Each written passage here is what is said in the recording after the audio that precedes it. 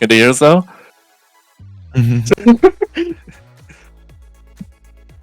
So are we live? Okay, we're live. Okay, cool. Hey, what up, BPL Nation? Welcome to day 2 of the opening weekend.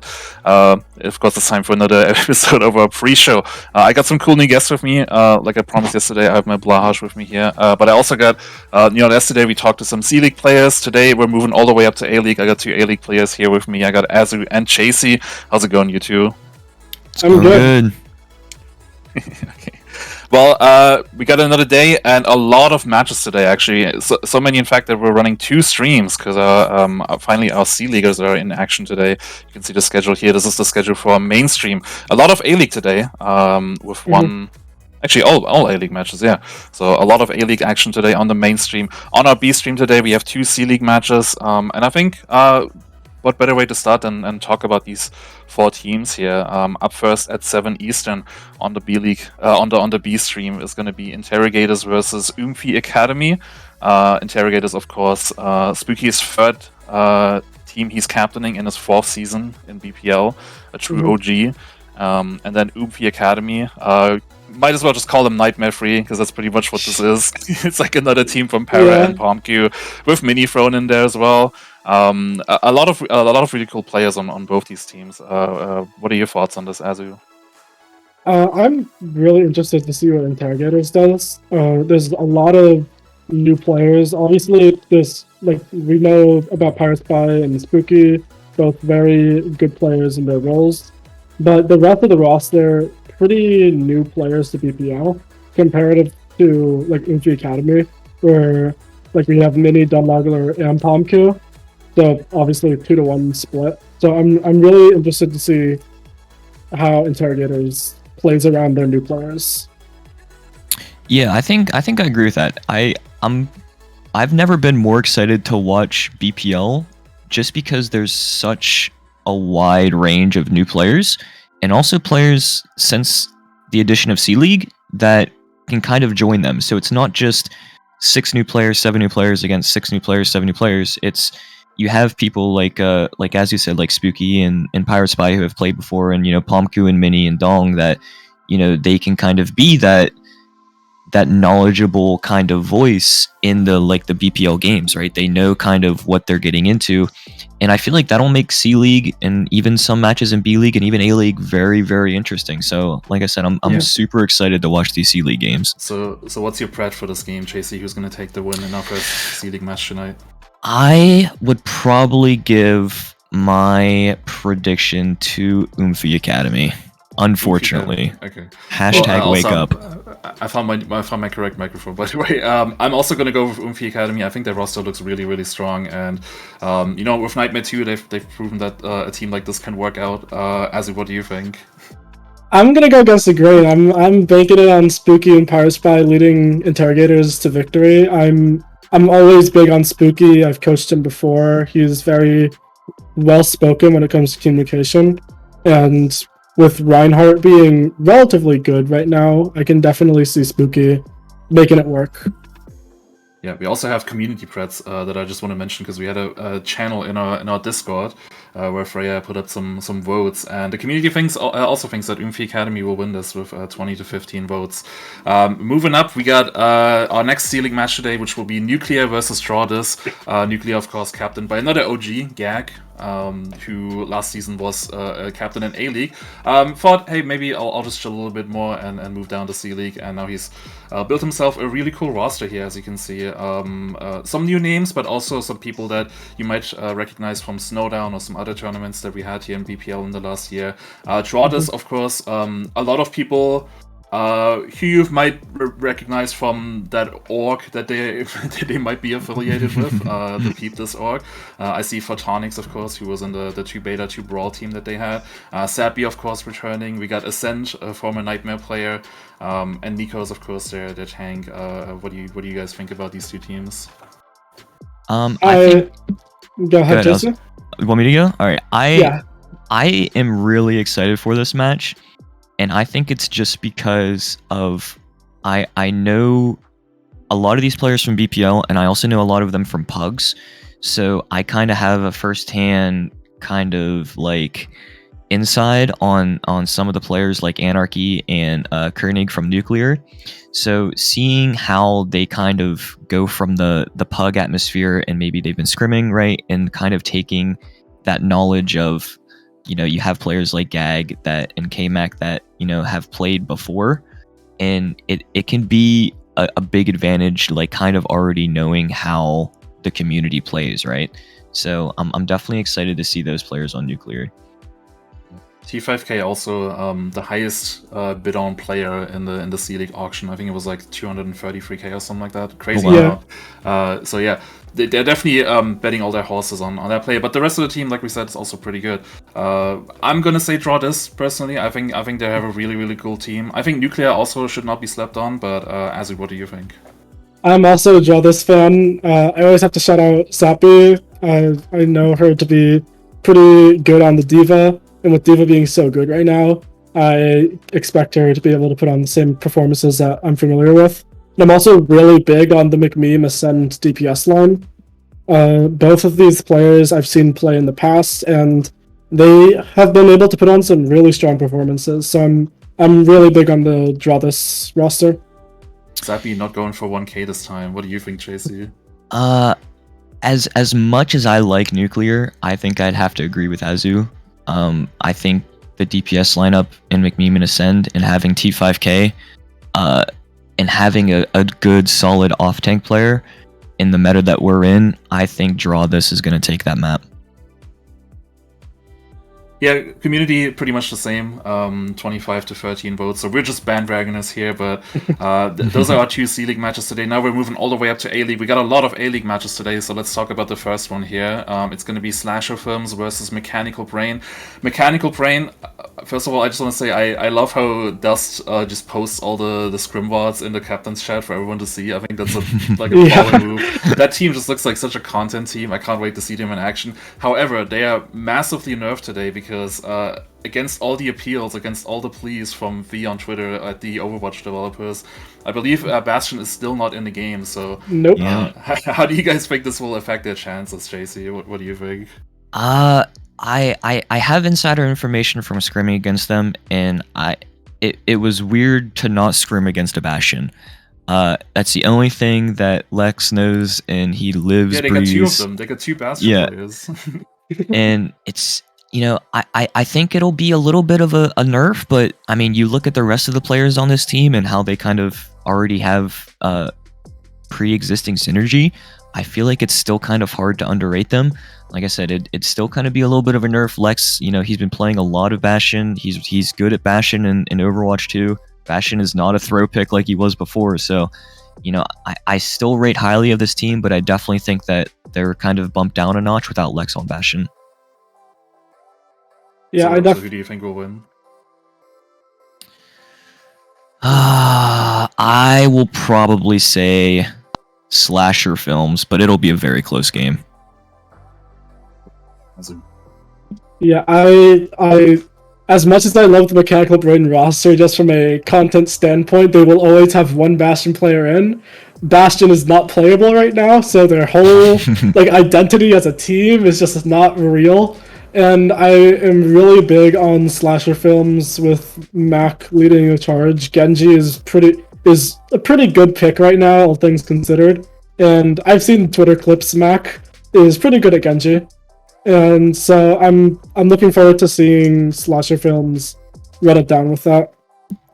Those poor Bastion players forced to play better heroes. I can't believe it. Unfortunately. You know what? I'll also say Slasher Films, and I think that's pretty much what the community thinks as well. 22 to 10 votes.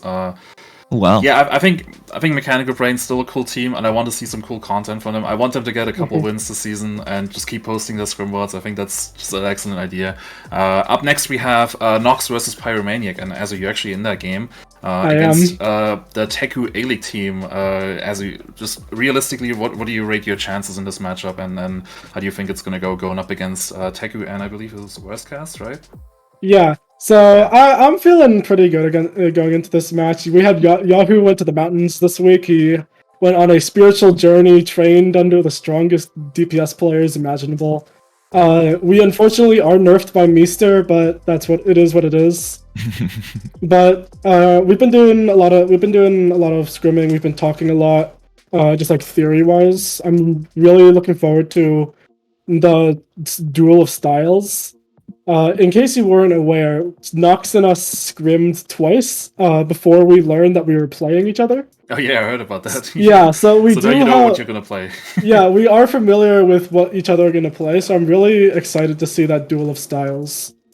But I do think that we have a pretty good chance of taking this match. So, yeah, I was gonna say I probably don't even have to ask you who you think is gonna win. It's probably Pyromaniyak. Yeah, I mean it's gonna be easy yak to a sweep. I really love the Pyromaniyak roster. I think I'm gonna go with them as well. What do you think, Chasey?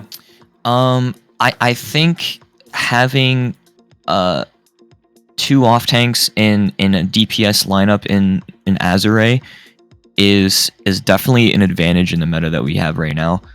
Looking at Nox, you know, worst case he's a really good off tank, but you know, maybe I feel like the backline is kind of their weakest point, so maybe that can be exploited, but I think I'd have to agree with you guys. I think I would give the edge to Pyromaniyak.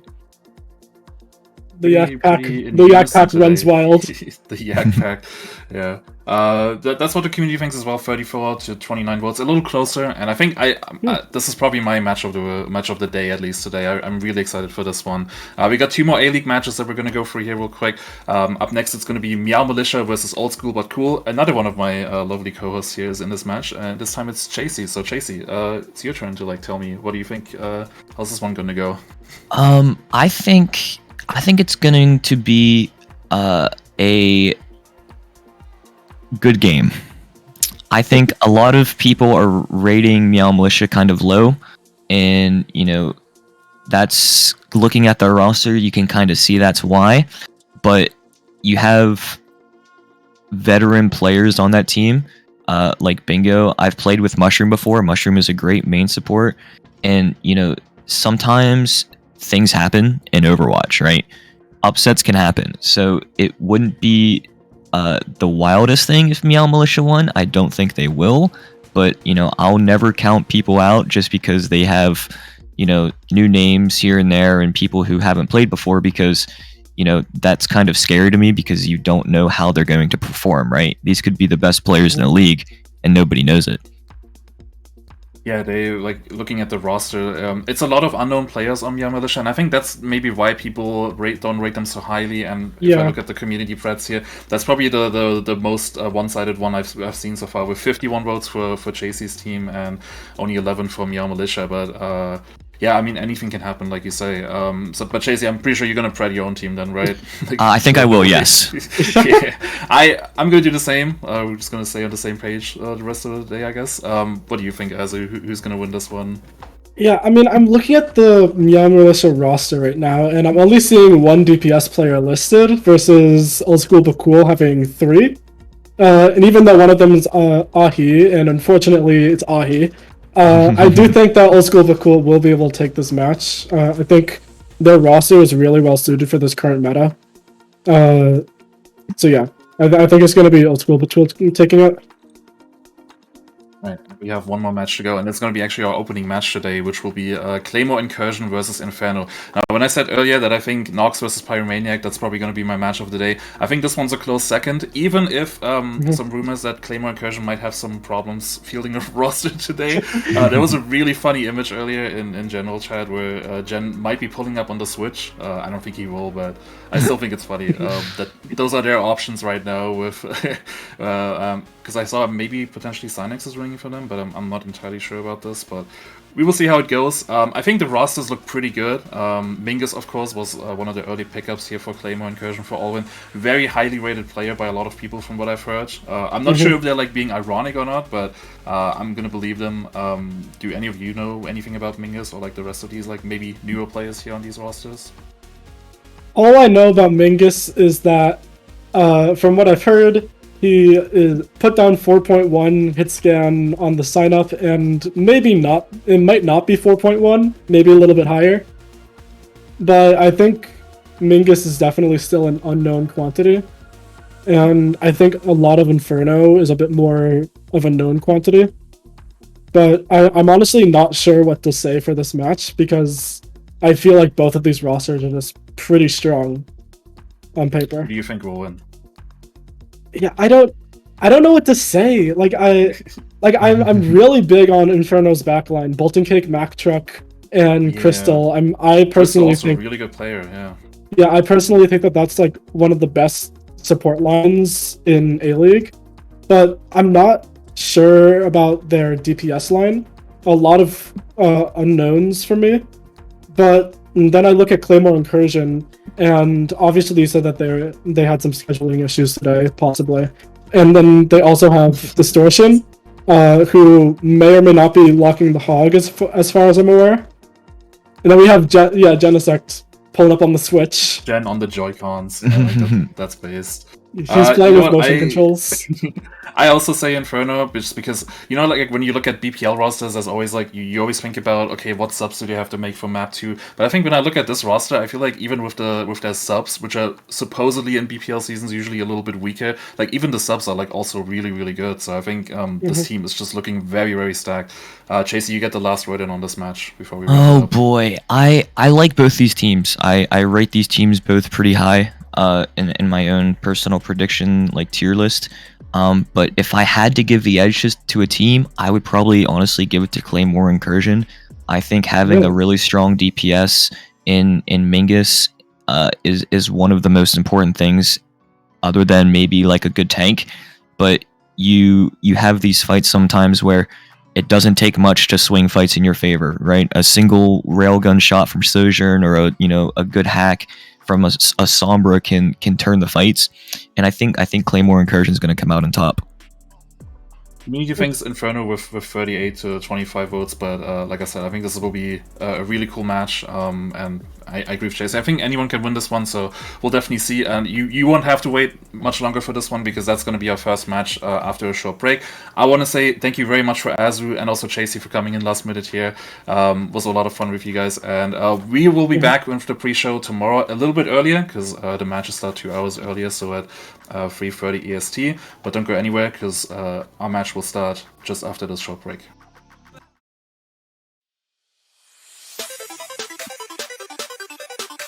Ooh, just on time. This pre-show thing is like the best practice for like being on time. I put like a website that has like a big clock just like in the middle of my screen for this, just so I can see it.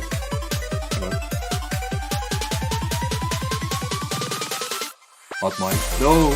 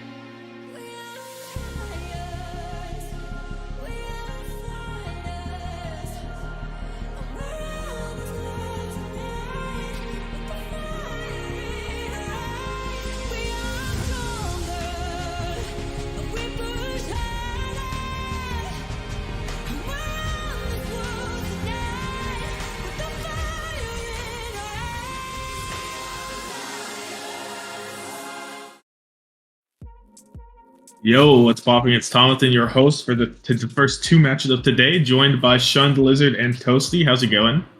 Not too bad, not too bad. Excited to get back into casting some BPL. It's been all too long since I've been able to cast some of these players, some of these teams, and some excellent brandings as well. I'm super excited to see the A-League of this season. And I'm just excited that I get to cast with Toasty again. I think it's been 3 years since the last time I casted with you. It's been a while. Nice little reunion there. And so anyway, we have the first match of Claymore Incursion. I love that name. It feels very aggressive. And Inferno. So some interesting things, some nice branding on both sides, as you mentioned, and some pretty high expectations, I believe, on both sides. Just the Scrimbucks exchange, which could plummet at any moment, but the whispers on the wind say that this could be a banger of a match. Yeah, for sure. I mean, we were mentioning this a little bit sort of during our break during the green room, but this is the first game of this group of A-League, right? So if you take a look at Claymore Incursion here, we got a pretty decent roster. I feel like this was a great draft from, I believe, Olwen, who's the captain. We can talk about like sort of a brief overview here. We got like Vincent here, which is a past BPL winner on Catboy Crew, which I feel like is a bit of a Mickey Mouse team, but we don't talk about that. And generally, I feel like they've got a lot of flexibility across the board here for Claymore Incursion. For sure, and you have a lot of unknowns as well, because this is like the first time you see Mingus in BPL, I believe Pisev, Try, all these players that we don't really know a lot about in the BPL scene. So it's very interesting to see what they can actually bring here to this roster.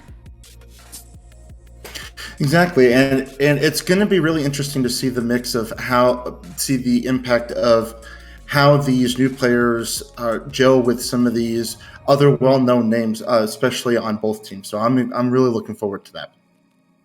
Specifically, I'm looking forward to Mingus, because I've heard that he is very talented, and perhaps I've heard the best BPL player in history coming out of some people's mouth that we may see.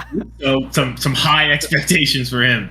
But yeah, for sure. I mean, we were talking about this a little bit on the pre-show, obviously as well in the green room. Mingus is the name to look out for here.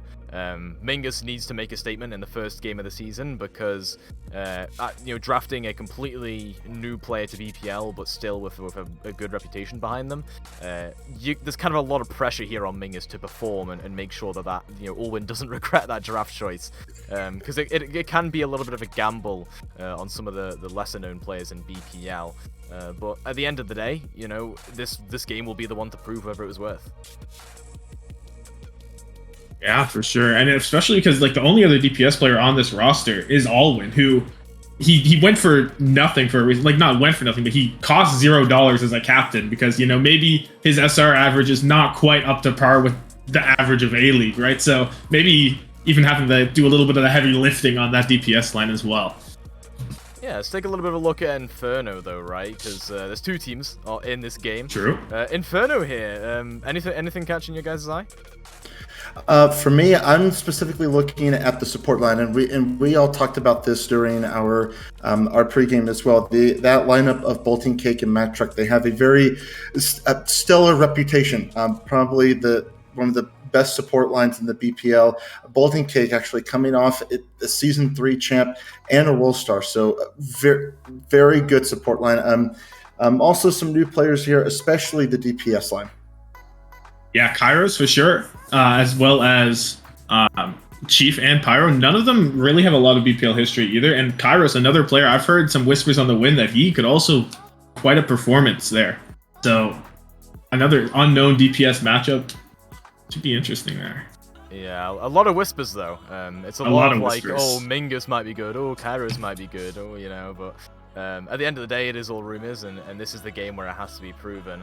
Of course, there are a few other games in the day as well, so let's take a little bit of a look at the schedule, if we can pull that up, because this will be the A-League day, right? So just a ton of A-League games. We're starting off with the Alps group, then we'll head over to the Andes group a little bit later with Slasher Films Mechanical Brain. You saw these on the pre-show, obviously, that Jimmy Blanca just did, so won't go into too much detail, but yeah, Shun, you'll actually be casting that second game, so that one should be a fun one. It is, and I'm looking forward to it. And just like this first game we have, that second game, also some very well-known names on both Slasher and Mechanical. So we've got two pretty good games to start off the day, but A-League as a whole, I'm excited to see how today plays out. It's always exciting to see what that whole A League unravels, the highest level of BPL play. Some C League matches too coming up. I forgot on the B stream between Interrogators, love that, and Oomphy Academy, also love that. One of the best brandings this season. I'm gonna say it right now. 100%, no doubt. And then as well as Nuclear and draw this after. So. Yeah, and I'm super excited actually to observe these.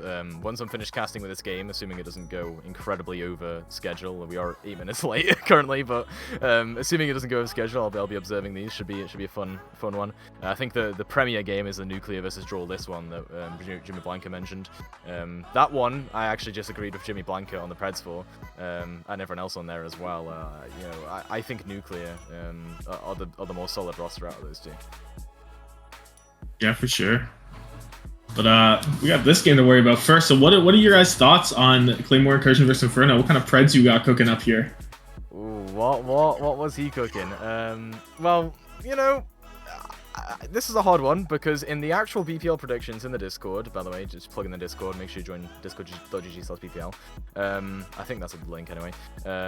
There's a predictions channel, and I predicted for CMI, right?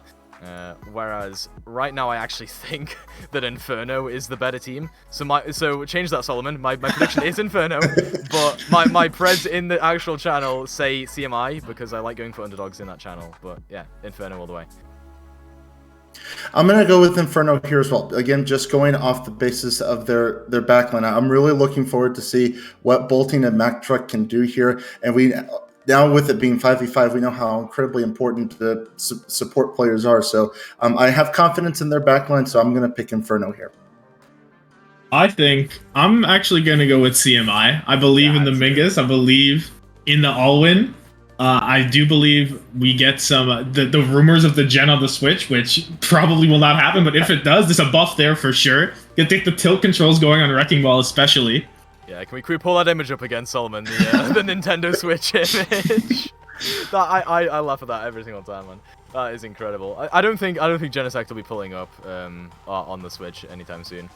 One thing to mention here, though, for Claymore Incursion actually is a Distortion. I believe will be able to play after a certain time, so might affect them a little bit in terms of Claymore Incursion. Especially if it's running late, I believe you can only play 1 or 2 maps, and the later this goes, the later it seems like it's only going to be 1 map. I believe they have Synex coming in relief, so that will be something to watch out for as well. Yep, for sure, but obviously kick us off, New Queen Street is the map, and we were mentioning actually before as well, I love this map pool. New Queen Street, Kings Row, Busan, and then Circuit Royale, some of the best maps in Overwatch at the minute. Don't at me on Twitter, by the way. And I'm agreeing with you there. I really do like these maps. New Queen Street, I can't quite put my finger on what makes it so good, but it just feels good as a map as a whole. And then Kings Row, obviously we don't need to go on that, possibly the greatest map in the history of Overwatch. And then Busan and Circuit Royale, if we get there, a pretty good map pool. With how evenly matched these teams are, this could be a really good set of maps today. Yeah, for sure, and obviously kicking off on Push, naturally, the new map type. It is a massively different playstyle than what a lot of these players will be used to. It's a lot of back and forth, it's a lot of prioritizing, sort of stealing the bot away from your enemy during team fights, which we see a lot of Lucio's doing. So I'm excited to see what happens. And I'm just excited to see the 5v5 as a whole, as we see both teams roll out. Seeing Zarya's on both teams, we now know Zarya has the double bubble, so you can get high energy really quickly. You got the Genji mirror, the Sojourn mirror. Only thing different is Sev on the Baptiste and Bolting Cake on the Kiriko. So let's do it. I'm excited to see what happens. Yeah, Bolting Cake obviously able to sustain a little bit more, I guess, with that Suzu and be able to save Su Xiaofeng in a sticky situation. As these Zaryas just rolling it out towards the statue. It's a lot of jostling for control here, as a lot of players on Inferno are actually going low and some aggression potentially here. Claymore Incursion, they're starting to push forward. Block gets overwhelmed by their opposing number, and everyone else should fall like dominoes after that. Yeah, that just speaks to how powerful Zarya is. But you were mentioning the protection Zuzu of Kiriko. Kiriko is such a good counter to a lot of heroes, such as, we're not seeing it here, but a Junker Queen or an Ana. If you have that anti-nade situation, that Suzu just negates all negative effects. So Kiriko, it's going to be interesting to see how powerful she is early on. Yeah, and so far it looks pretty decent, but Bolting Cake obviously wasn't able to do too much against Claymore Incursion there, as you got a bit of a flank rotation here from Inferno, a bit infractuous to try and catch Claymore off guard, and it's doing just that. Xu Xiaofeng a little bit out of position, almost gets hit by a railgun, but Pyro narrowly missing that one. Uncharacteristic miss for them there, as now our Matrix comes online. Sev looking to get a bit more damage sent into the Inferno side as they rotate around the side of this bus. Great disruptor shot there from Pyro, actually blocking off the support line, and Persef goes down. That's the starting pick you need, and they've stolen the bot back and should be able to clean up. And that was a great rotation there, as you were saying, from Claymore Incursion as Guat goes down there too. That rotation really catching them off guard, and Xu Xiaofeng fortunately has to use the bubble early, but the graph coming out here, they turn the fight around. 3 deaths on the side of Inferno, and Claymore getting this bot back, doing pretty good so far. It looks like that fight was lost, but they get the bot back. That was a great re-engage there from Claymore. Yeah, and at the end of the day, I mean, it's that overclock that came through from Mingus, right? Obviously, the grab was pretty big, but Mingus shooting into it with that overclock and getting a couple kills towards the end as well. Nice 3k for them there. But Inferno are coming back with just the same ultimates. They've got a grab, they've got a blade, sending it in right now. Nacho gonna look to try and make a play to try and counteract it, but a great beat just in time from Crystal, that backline that we were talking about before. Just in the nick of time to keep their team alive. Still, Kairos goes down, and Inferno looking a little bit in a pinch. Nacho Man getting segmented off a little bit, but not able to be executed, as now they'll get the butt scratch from the bot as that checkpoint is reached, and Claymore Incursion looking good. They are looking really good, and that was a great counter beat there from Akko to counter the Genji Blade there from Inferno. Inferno trying to do everything they can, but just not having a lot of luck. Claymore Incursion, they look really settled in so far. I'm liking what I'm seeing from them. For sure, I mean, they're just on a roll right now. Inferno don't even have a single meter, not even a single millimeter of progress on this bot, and it's really attests to how well Claymore Incursion are sort of controlling the space here, controlling the tempo, but ooh, maybe a little bit too overzealous there as Xu Xiaofeng gets caught out again by Guok, their opposing number.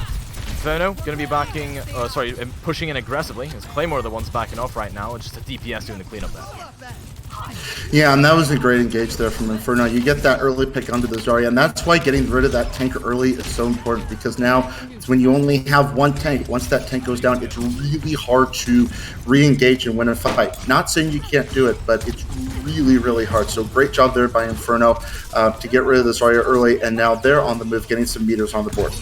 And it's crucial to note as well, the Bolting Cake is able to playmake a little bit more on the Ana than on the Kiriko. You've got the anti-nade, you've got the sleep, and might fit Bolting Cake style just a little bit more than on the Kiriko. So already towards a nano boost here, ready to use it in this fight if needs be, but Guat gets shot by an Amp Matrix to Railgun. That's a lot of damage right there as Mingus goes for a flank as well, looking for the support. Bolting Cake narrowly avoiding it, but a nice 3k from Mingus in that fight just clinches it up. Yeah, when you're playing Sojourn, you literally blink and the fight's over. That was a great overclock there. 3 kills before Mingus goes down, but at that point, it doesn't matter. And when you add the Amp Matrix to it, it's just a one-click overclock is all it takes. So Claymore, I'm surprised, doing a really good job here, but Inferno now can have some ultimates on their own. They do have that nano boost on the board, Guat coming up on that ultimate as well. It's going to be an ult fight here, so let's see who gets the bigger advantage. Well, some nice disciplined bubble usage here from Xu Xiaofeng as they look to go aggressive here onto the enemy Zarya. Guat gets caught out by a grab, but the retaliation actually just in time to allow Pyro to hit a clean railgun, executing the enemy Zarya. It's still a bit up in the air, but I think Inferno here looking solid in terms of turning that fight around. That was a great re-engage there from Guat. Even though Xu Xiaofeng did have the good bubble usage, as you said, just a better re-engage from Inferno. They were able to prioritize their targets, and they got the eliminations they needed. Of course, the nano boost from the Ana does help, but Inferno, a very nice re-engage there. Yep, what is still being stalled though is, the forward spawns that came through there from Claymore Incursion allow them to actually get control of the bot just from this high ground that Xu Xiaofeng is playing from. And really to dislodge this, you need an overclock, you need a Dragon Blade. And Inferno have both of those online, so we'll see who goes first. Nacho Man executed, no Blade online for them in this team fight. Inferno might not even need to invest any ultimates to get this one rolling, but they're still going to do it anyway just for the insurance. Kairos throwing in the Blade into the back, looking to take down Mingus with their own railgun, but Mingus knows better, still gets executed anyway. And there we go, Inferno once again, it's a DPS line that are really showing up for them. They really are, and you mentioned it, the high ground, especially on these push-ups, are really tricky because you've got to get that control, and you have to use an ability like an Overclock or like it Amp Matrix, a Genji Blade, something like that. A credit to Inferno, they held strong. They only had to use the blade there, so they're looking good, and they're coming up on the second checkpoint now as well. Sound barrier here from Crystal is just picture perfect to deny that blade from Nacho Man. Will back off and play a bit more passively in the face of it. They get a beat of their own though and looking for a re-engage. Lots of isolations here. Kairos on the side as well as Pyro towards the bot, and after both of those DPS just get caught out on their own, it's all but over there. Yeah, and Mingus, the player we were talking about, gets 4 eliminations there on that fight alone. We were talking about it. Mingus was one of the unknowns. How is this new DPS going to fare in the BPL? And Minkus doing a pretty good job so far. I think silencing all the critics so far. Yeah, I mean, there weren't many critics, to be fair. Everyone's been pretty high on Mingus, as, you know, coming up towards the overclock in this team fight might mean we see another pop-off moment from them. Akko going down early. It's now or never for a hero play right now if Claymore and Incursion want to go for it. Doesn't look like they will, though, with Xu Xiaofeng being very low in the front line. Okay, Mingus still goes for it. Grab invested, and the Dragon... Okay, wait, sorry, so the deflect from Kairos doesn't quite save themselves, but actually that one deflect denies the value of that grab because it deflects the railgun. Yeah, for a second there, that grab was... so you could say that grab was kind of questionable, but Inferno, they were able to turn it around. Like you said, great deflect there on the railgun shots, and time's starting to run a little low for Inferno. They have the grab coming up on board. This should be an advantage because Claymore right now, they're not near any of their ultimates, so a good, well-placed grab here can turn the tide of this round. Really can, and it's now or never for Inferno. 2 minutes left on the clock, so they need this fight win, and they're going to isolate Akko. That's a great find in the front line, maybe a little bit too far forward there if you are the Lucio. Xu Xiaofeng as well isolated in the side room as Nacho Man will fall to Crystal. Some great peel from the Lucio there, and again, another reason we're saying this Inferno backline is really strong. It is, and we can't hype the backline up enough. I mean, Bolting Cake and Crystal just doing an incredible job there. And credit to Inferno there for isolating Akko on that graph. You get rid of the Lucio early, you lose a lot of your healing, so there's not much you can do. So credit to Inferno there. Yep, for sure. Inferno here, maybe pushed back a little bit by that Amp Matrix, though. They're going to give up a lot of space and actually lose Guac in the process, so that's just a lost fight, and they know it. Going to give up before they get ahead of themselves and give up some of this bot progress, but should have a recontest anyway. They should have a really good recontest as Bolting Cake goes down there, but you look at the ultimates coming up from Inferno. They're about to come up on 4 ultimates. They're going to have a Pulse Bomb here. They're going to have that Overclock. They have Sound Barrier, and they have Nano, so they have every ultimate they need to win this fight. But now under a minute, you've got to, if you can, try and be conservative with these ultimates. Yep. And that's exactly what they look to be doing. Jostling for some space. Kairos gets caught out on the back there, and actually Guac is now left in sort of a 4v5 scenario. It's now Overclock invested by Pyro, and that actually forces the positioning of Nacho Man out of the way. Sev also goes down, so I think that's about that team fight done for Claymore Incursion, as they're not going to invest anything into it, knowing they have the worst ult economy at this point. But with that Overclock being used, yeah, it's looking good for Inferno. It is looking very good for Inferno, and credit to them. They only had to use the Overclock there. If this fight goes long enough, Guac will get another grab, but you have that Pulse Bomb, Stun Barrier, and Nano Boost on the side of Inferno. But watch out for Claymore. They have 4 ultimates on their own, so this is going to be a last fight here for both these teams. A very even fight coming up here. We'll see who has the bigger ult advantage. Kairos, maybe a bit of a telegraph flank in the backline here. They were just seen from this position, but they get a great finish onto Mingus. That was excellent communication from the Inferno squad, as now the blade comes in. Nacho Man slept. Oh, Bolting Cake. That is an incredibly crucial sleep, but still, look at the aggression. Xu Xiaofeng forcing away the backline, gives up their life for it, but it might be worth it. Got a couple of isolations onto the Inferno players here, but I don't think it's enough here for Claymore Incursion. They're a little bit too scattered to make anything work from that, and now the bot will approach the final check mark. There's only an Overclock here from Mingus and can't even touch in time. What a comeback there on push from Inferno. That's a great response there from Inferno, and something I want to point out there. The Sojourn for Claymore goes down, and as soon as it goes down, you see that Sound Barrier come out, but at that point, it's a little too late there. Soundbearer not able to catch him before that player dies, and then essentially at that point it's a 5v4. You lose a lot of your damage on that fight, and that allows the comeback. So great job by Inferno. I know when the opposing team gets up in these situations, it can seem a little dire, but credit to Inferno. They held in there, and I really like the way they look so far. Yep. Thomathan, thoughts? I think the turning point for this series was whenever Bolting Cake swapped off of that Kirika and went onto the Ana. Pretty immediate impact, I thought. You saw the anti-nades, you saw the sleep darts come through, especially that one at the end, Alwyn. Nacho Man 46, I believe. That just denying that blade any value. It was huge. Yeah, that was a really crucial sleep, and to be fair, if you don't get that off right, there was no other way, I think, to deny the value of that blade. You would have segmented off the support line, and as we mentioned as well, the Zarya was there to follow up, so even if you didn't get kills with that blade, probably would have gotten the kills from the Zarya and won that fight, turned it around, and we'd have had a pretty long overtime, I feel like. With the long walk from the bot. So very crucial sleep there. And again, another reason why we're saying Bolting Cake and Mactruck, as well as Crystal there, who's actually in instead of Mactruck, are a pretty good backline here from Inferno.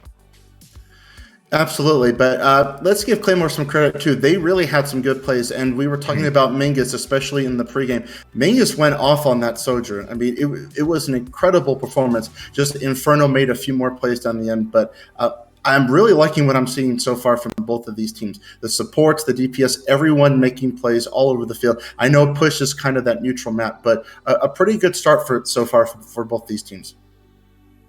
Yeah, for sure. Yeah, Mingus, no questions there about the talent. We see it. It's visual. It's palatable. And I'm very excited to see what they have cooking up in Kings Row. And I believe that would be Mactruck coming in, right? And Mactruck, more of a flex support player, so this would give them the option to play maybe an Ana Zen, which can supply even more frontline pressure if they choose to do it. But I don't know how much he's on that Lucio. I think he played a little bit of it on Monarch, because Monarch was a very scuffed team, I would know, as I made it. But we'll see. Yeah. We'll see. And it's nice you mentioned Mingus there, because we do have some statistics from this last map. And at the end of that game, it was Pyro and Mingus. Those were the two players that sort of had the highest damage, as expected on Sojourn. But, I mean, the amount of impact Mingus was having, despite Pyro having more damage, more kills overall, was still, I think you can't understate it. And I do think we have a great series on our hands here if these DPS keep performing, right? Nacho Man, Orwin, might not have been, greatly rated going into this, but definitely pulling their weight. Yeah. That's a good value. Now we are on to Kings Row. Very similar map, like stylistically, as the new Queen Street. The Zarya comp pretty favored here until you get to maybe C point. You have to deal with those high grounds. Could be some difficulties there and see how they adapt. But I think we'll see some pretty similar compositions overall, unless they do choose to put Mactruck over to that Zenyatta or something like that. Yeah, I mean, we'll see. Kings Row is one of those maps right now where a lot of people are very used to having to play, well, not having to play, but tending to play Rush on there and being like, okay, this is the funny Rush map. But right now, in this current meta, Reinhardt, I feel like, gets countered by a lot of things, and it's playable in B League, in C League, but we're in A League right now, and the Zaryas here are a little bit too much to be reckoned with, so... we'll see exactly what happens here. I mean, Shun, we've got a Winston on board. We'll see if they decide to come out on the Winston. That would be a really interesting pick. Now, the Widow, on the other hand, I think this is just to see if you can get an early pick here, and then Cairo's probably going to swap off here. But Bolting Cake, starting off on the Kiriko again. We'll see if he can get value on the Kiriko this time around, because we were talking about it on that new Queen Street. Okay, no, he's going to switch back to the Ana. So we remember saying when he switched back to the Ana, it made an immediate impact here. So we'll see what happens. And Inferno, unfortunately, not going with the Winston, or going with Zarya, but Kairos on the Reaper, trying to take a lot of these close fight engagements. We'll see how the Reaper works here. Yeah, I mean, we've seen a little bit of Reaper sort of in the B League, games so far, and it has been alright in allowing this aggression of the Zarya to really come to fruition. Guat can go so much more aggressive now, knowing Kairos has their back in terms of the upfront damage, so it's all about that aggression, and Kairos has very much got that on lock. It just goes right into the back, forces out Mortality Field, and right now, that denies the value of the Baptiste, but still, Chief are going down there to Xu Xiaofeng, and Kairos almost gets caught out there. The Railgun not quite charged up enough, though, to execute that kill. Kairos into the back, up to the high ground, but not there in time to save Guak, so maybe the Reaper not putting as much impact in as we initially thought. I mean, look at Mingus' ult charge. Mingus already 80% to an overclock there, but I get the play that Inferno was trying to do here. You have that Zarya Reaper, you have the double bubble, you can go a lot more aggressive with that comp, but Kairos right now just having a little trouble getting the value off that, whereas Mingus only 15% away from an overclock here. So I get what Inferno were trying to do, just not that successful here on the first push. Yeah. Bolton Cake, though, is coming up towards the Nano Boost, which could be a really crucial mid-team fight, right? If you throw it onto Kairos or Guat, get them going aggressive, and Claymore Incursion, they could get overwhelmed a little bit, but with an early grab like that, it's not looking easy for Inferno. As I found out, next to the hotel, will end up going down there with Kairos and Chief falling. And yeah, you know, Claymore Incursion, they're looking solid so far. They are looking really solid so far, but if you are Inferno, you'll take that because you get the grab out of Xu Xiaofeng, so that's an ultimate that's off the board. But Bolton Cake gonna get the nano here onto Guak, trying to push Claymore back here a little bit. We'll see if it gets value. Not getting a whole lot of it right now. Guak are gonna release that graph, goes super low. But there we go, the Reaper trying to get value. As I say that though, Kairos does go down, but J7 and Xu Xiaofeng go down as well. This should be the cleanup here coming in for Inferno. Oh, but look at this, actually. Claymore Inc., they're going back in and looking for a Dragon Blade beat combo. Akko actually has that perfectly timed to make sure Nachoman can get in there and do some work, but it's not quite enough there as Crystal's beat was just wearing off at the right time. And Inferno, with a lot of ultimate investments there, will end up getting the cap. And you know, I was going to say that Nano Boost usage that came through was actually a little bit of an int from Bolton Cake because it was used so early on, but it actually forced Claymore Incursion so far back and expended their resources. Yeah, and sometimes that's all you have to really get out of it, because I don't think there's anything much scarier than a fully charged boosted Zarya coming right at you, right? So you get that aggression in there, you force Claymore Incursion back, and you do just enough to get that point. So the nano did its job, and Bolton Cake is already 3/4 of a way to another nano. So it's ridiculous how fast they're building these nanos. Yeah, and Sev obviously doesn't get as much impact, I feel like, out of that Battle than you do out of a Nano Boost onto a Zarya, but we're talking a bit too much about ultimates and not enough about Mingus, clearly, is a great railgun onto their opposing number there. Chief goes down, bit of a sleep here onto Xu Xiaofeng, but it should be fine. Yeah, and that's what happens when you get a Sojourn headshot there. It is incredible how lethal good Sojourn players can be, and we're seeing it from Mingus right there, just gets the elimination onto Chief, and that fight is shut down, so a quick reset here coming in from Inferno. Xu Xiaofeng, though, not very high on energy at the minute, needs to absorb a lot of damage, goes for it there, great bubble, finds 40 charge. Kairos was looking for a Death Blossom there, it looked like, but couldn't quite find the aggression early enough, and actually might get caught out here. No, just goes aggressive with the Nano Boost Blossom. Oh my word! Kairos shredding them apart with a 5k. Oh wait, no, it's a 4k, never mind. I know, I was about to say he eliminated the Immortality, field, yeah. but that was such a great play. You see that aggression coming out from Inferno. The bubble combined with Kairos, you saw that he was looking for the Death Blossom there, just gets in there, triggers his ultimate, and that's an immediate 4k right there. An incredible job there. And now the grab coming in from a block. Bubble going to go up. Mingus goes down. Early Immortality Field invested here from Sev, but it's not going to be enough. Inferno getting checkpoint number 2. Overclock coming in now for Chief, trying to get one of these other early picks. Not quite finding any right now, but it's noticeable. The aggression here from Inferno is noticeable, especially with the Zarya and Reaper pick. They're making it work, and it's really impressive so far.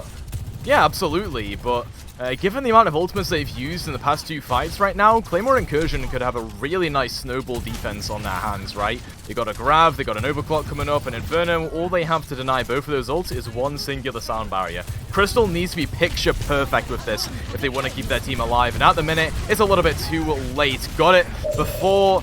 after Bolton Cake died there. Still, bit of a re-engage here from Inferno, looking to get back in. Guak finds Xu Xiaofeng, but the overclock here from Mingus, I think, forces them backwards and destroys all hopes of a re-engage, as Guak will end up going down. But that's actually a pretty good team fight for Inferno, because you expend a lot of Claymore's resources.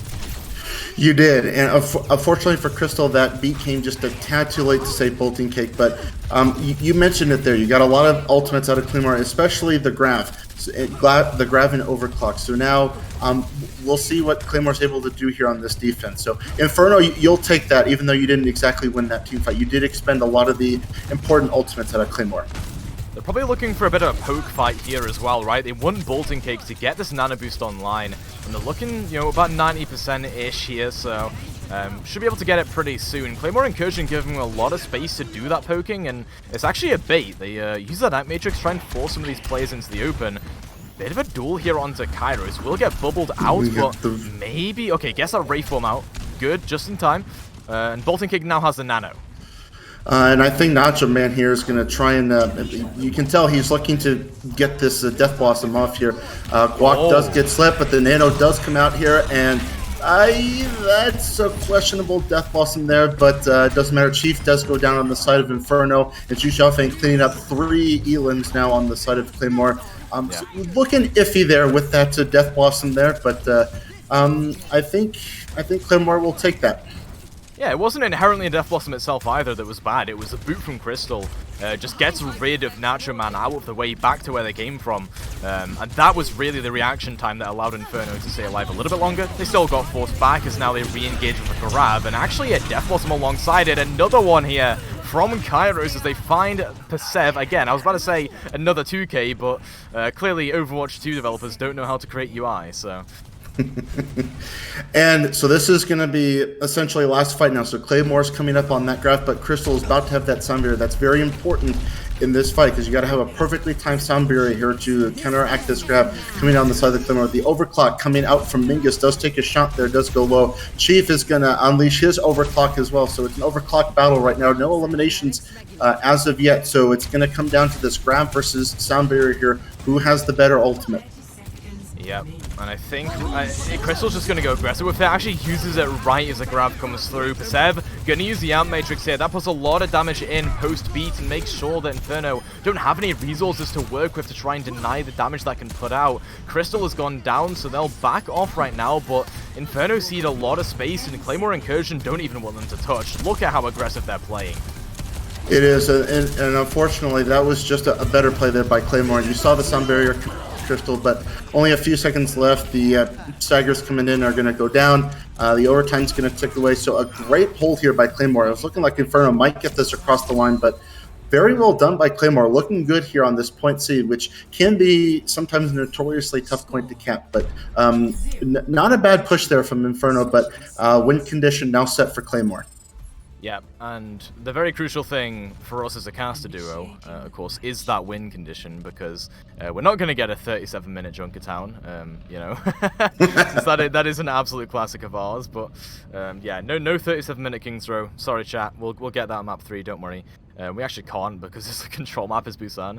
And actually right now, yeah, it's win or lose, so we're not actually going to be seeing Circuit Royale at any point. But what I do want to look at here are some of these first half stats. What are you thinking, Elise Shund?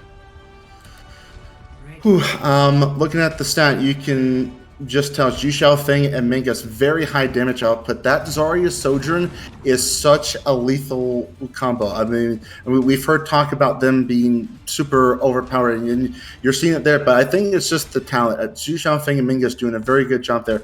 Whereas on the other side, you look at the healing on the side of Inferno. Bolting Cake did nearly 10,000 healing that round. You can tell because these were such quick nano engages that they were building.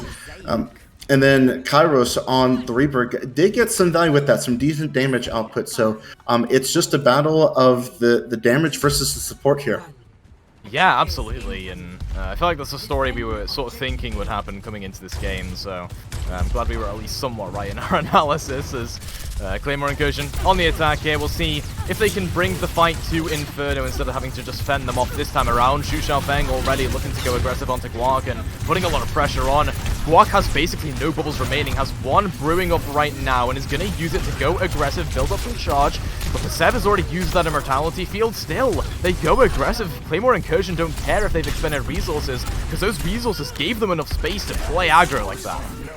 Yeah, and then that's the bad thing about the double bubble. Yes, you do have 2 bubbles to help build up your energy quickly, but you got to remember they're also on a cooldown. So as soon as those 2 bubbles are out, that is the go signal for Claymore. They get the cleanup here and looking mighty impressive here. They're going to have a time bank of probably well over 5 minutes here to capture point B. Yeah, I mean, that is an incredible time bank here for Claymore Incursion. And, you know, getting that all the way to 3rd point, you know, they'll get about 1:30 from the cap on B. They've got basically 7 minutes to make this map work for them. And, well, judging by that first fight, it's looking good.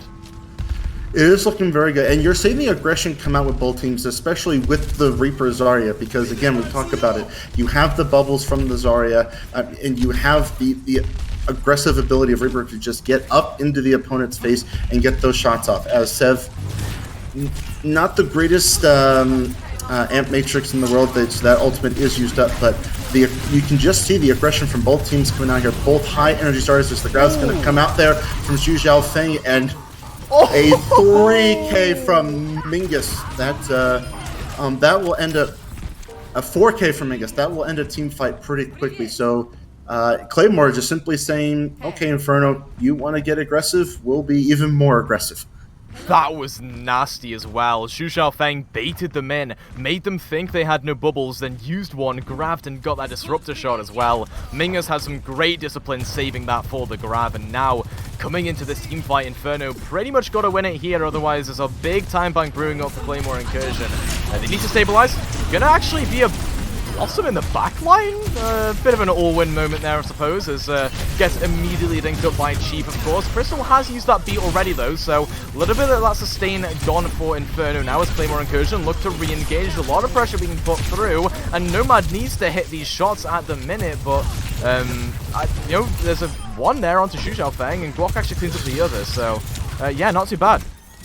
And that was a great job there by Inferno. You saw both overclocks there come out, but just Claymore just lost a little more on their side, so they have to go back and reset. Now they're going to have a sound barrier here. Another team really up in their grab percentage, but watch Kairos. He does have this Death Blossom about to come online. It's going to see if he can try to go into the back lane, or is he just going to take Claymore straight on with this Death Blossom here? Well, looks like Kairos is... Oh! That's a sick play from Kairos, actually, baiting out the beat with a Ray form. Still, it backfires as they go aggressive. They find Guok and Crystal, and yeah, that's really odd. I can see the play there. That was a great bait there from Kairos. Unfortunately, it doesn't work out as the cleanup's going to come in here, and Claymore going to capture point B here, and they now have just under 4.5 minutes to get that to the golden box of victory. That's a lot of time to work with here for Claymore Incursion. They're not even looking that bad in terms of ultimates, I have to say. Zhu Xiaofeng building up towards a grab. This basically wins him a free team fight because Crystal's not really going too fast on this beat charge. A sick shot there onto Chief as well means they won't even need to use it. This grab could just end the map. And you got 3 eliminations there early. That is going to be some big-time cart movement there for Claymore. And now with those eliminations, you're essentially coming up on a last fight. So you're going to have the Grav coming up for Claymore. Crystal nowhere near that sound barrier. You just have a Nano Boost and a Death Blossom. If you're Inferno here, you're going to have to try and get an early pick. Otherwise, oh, there comes the Grav there from Zhu Xiaofeng. Guok going to go down, but Death Blossom does get 2. Kairos make it 3 before he goes down, but that should be enough here on the side of Inferno to at least hold off this push for now. Unless Mingus with the overclock, can he get another kill? It's going to be close. I don't know if he can. Nope, gonna back out. I think that's a solid decision there, actually, from Claymore Incursion as well. They don't want to invest too much into that fight when they got Zhu Xiaofeng back on the Reinhardt now as Guok has swapped to D.Va. And this is actually a nice swap because it's going to allow you a lot more aggression in the front line as Guok is just prioritizing high grounds. There's a car pushing through, almost getting towards the checkbox. Almost was a C9 there from Inferno, but they get on it in time. Kairos finds Nacho Man, and right now, Inferno should be good to win the team fight. Might have to invest this overclock from Chief, but Zhu Xiaofeng, yeah, a little bit too in there. Yeah, and I agree with what you said. The Reinhardt on the side of Claymore and the D.Va on the side of Inferno really allows you to get more aggressive. And so now Claymore actually going back to the Zarya. But now you got to keep in mind, if you do build up toward that graph, you have a diva on the other side that will, if you're not careful, will eat that graph for breakfast. Yep. The good thing here, though, is that you've killed off Crystal. That reduces some of the beat charge that can be built up right now. So Inferno have to use this overclock early to overcompensate and make sure they have something to buy time for this beat charge. Nice shot there, though. Finds the Sev. That's basically fight winning with the Ana out of the fight. There we go. Natural Man and Xu Xiaofeng fall. And right now, Inferno, they're doing a great job of stabilizing. This is an incredible hold. Usually when you have a push like this on the side of Claymore, it's very easy to snowball, but Inferno doing a good job holding, and they're doing a good job cycling these ultimates. You have a Diva Bomb online, it can at least use that to space the point, and now you have both your support ults online for any of these DPS ults that come up. So Inferno could be in a very good spot here to possibly hold this. Kairos has found Nachaman up on the high ground, gets a nano boost onto them as that beat comes through from Akko in response, but now Inferno, they're going to have a later beat that they can use to their own advantage as Guak sends a bomb into the back. Okay, expends the bubble there from Xu Xiaofeng, but no real damage to dealt as Inferno still need to build up towards this blade as there's a bottom in the back line going for the kill. Excellent matrix there though from Guak to try and deny it now as Mingus might want to use this overclock. There's a Genji in their back. Kairos desperately trying to get this blade online. Crystal couldn't keep them alive with the sound barrier there now as the overclock is infested. Some nice shots here from Mingus, and that should be the map right here. And now Claymore Incursion, they come back after some stabilization from Inferno, and they manage to bag the map. What an incredible push there from Claymore. It was looking a at the end, but they're able to clutch up, and Mingus just I don't know what more you can say. Mingus and Xu Xiaofeng just doing an incredible job, that DPS combo. But the play of the game right here from Mingus, I mean, this is just incredible. You get that graph, you get that 3K in there, make it 4K, excuse me, and yeah, Claymore just doing a really good job matching Inferno's aggression. We said at the beginning of this match it was going to be a good one, and so far it's living up to the hype. Yeah, BPL so far season 5 has not seen, or season 4, my apologies, has not seen a 2-0. They're gonna keep it trucking with 2-1s all the way through. Yeah. And I'm all for it. I love seeing these matches, but I think Xu Xiaofeng is not all for it because he's on a timer. He is on a timer, as we saw at the end there in the match chat. I mean, yeah, you saw it. He's ready to go. Like, can we just start map 3 right now? I'm loving the energy. He's all go.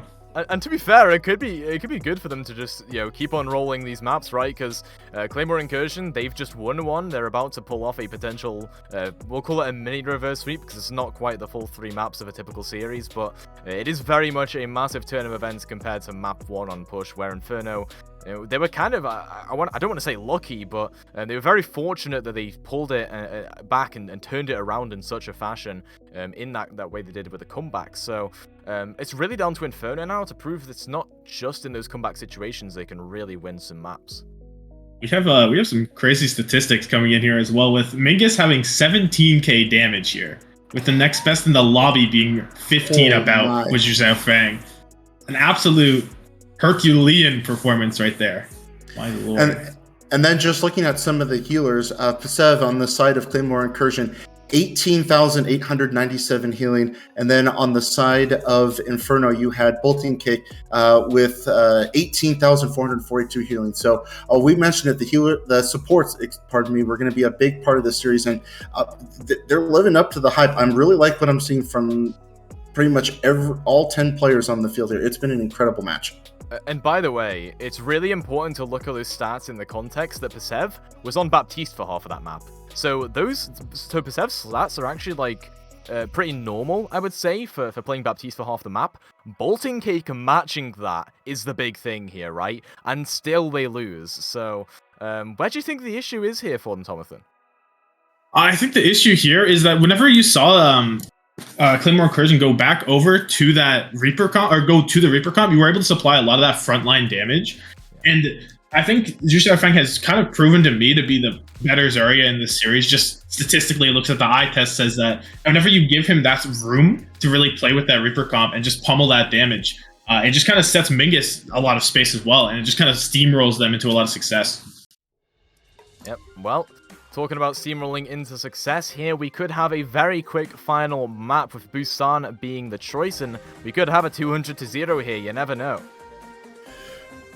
Hopefully not. I would love to see a really close match, considering how good both of these teams are playing. And so we're going to Busan for Control, and when you think of Control, it's pretty much like the ultimate 50-50 map, right? I mean, you really get a sense of just what these teams are going to be made of, considering it's essentially a best 2 out of 3 here. So I'm really interested to see what comps both these teams come out here. I don't know if Nacho Man's going to stick on the Junkrat, but we'll see there. We've been surprised before.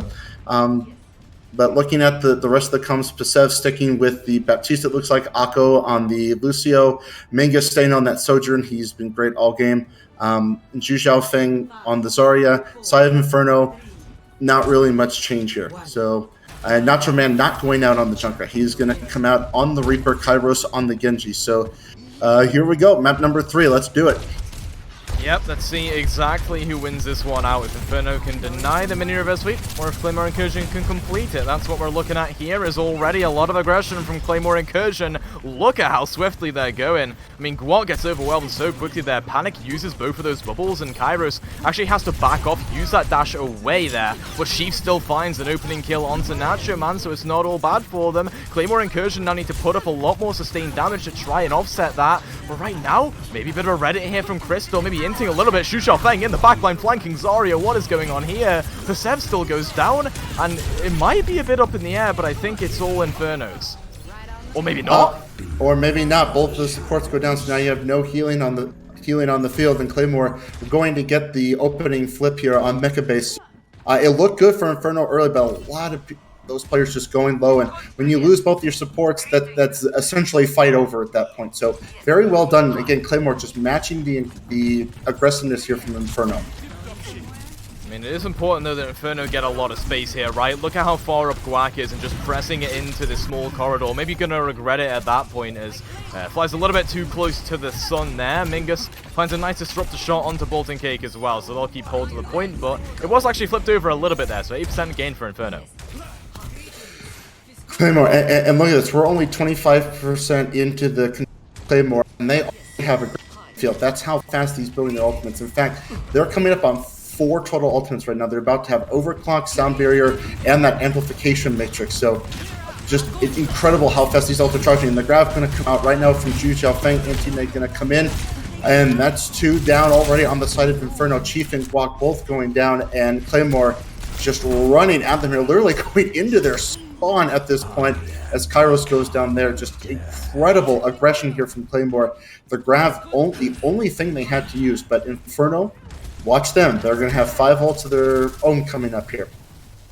Yep, Inferno really need to rotate these effectively, especially considering the percentage on board for Claymore right now. Iliad Matrix low, Crystal has to use that B in panic. Bolton Cake uses the Nano Boost as well, and yet, through all of that, somehow Claymore Incursion burst these players down and take the win in that team fight. What on earth was that? That was a blink and you miss it team fight. We can't say enough about the DPS line of Claymore.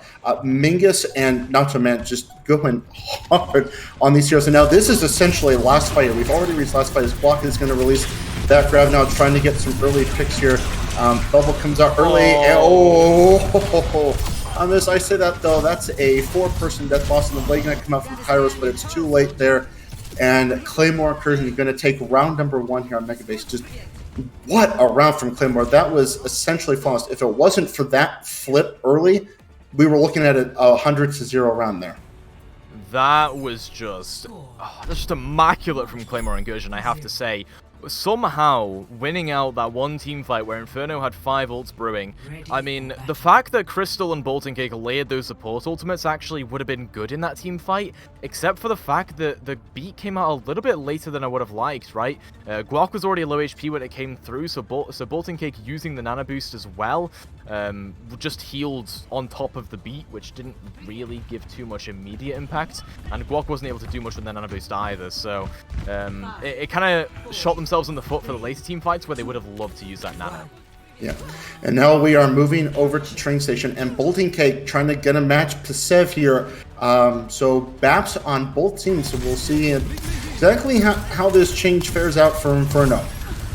Yep, both teams obviously rolling out straight through main and going to be gunning it down mid against each other.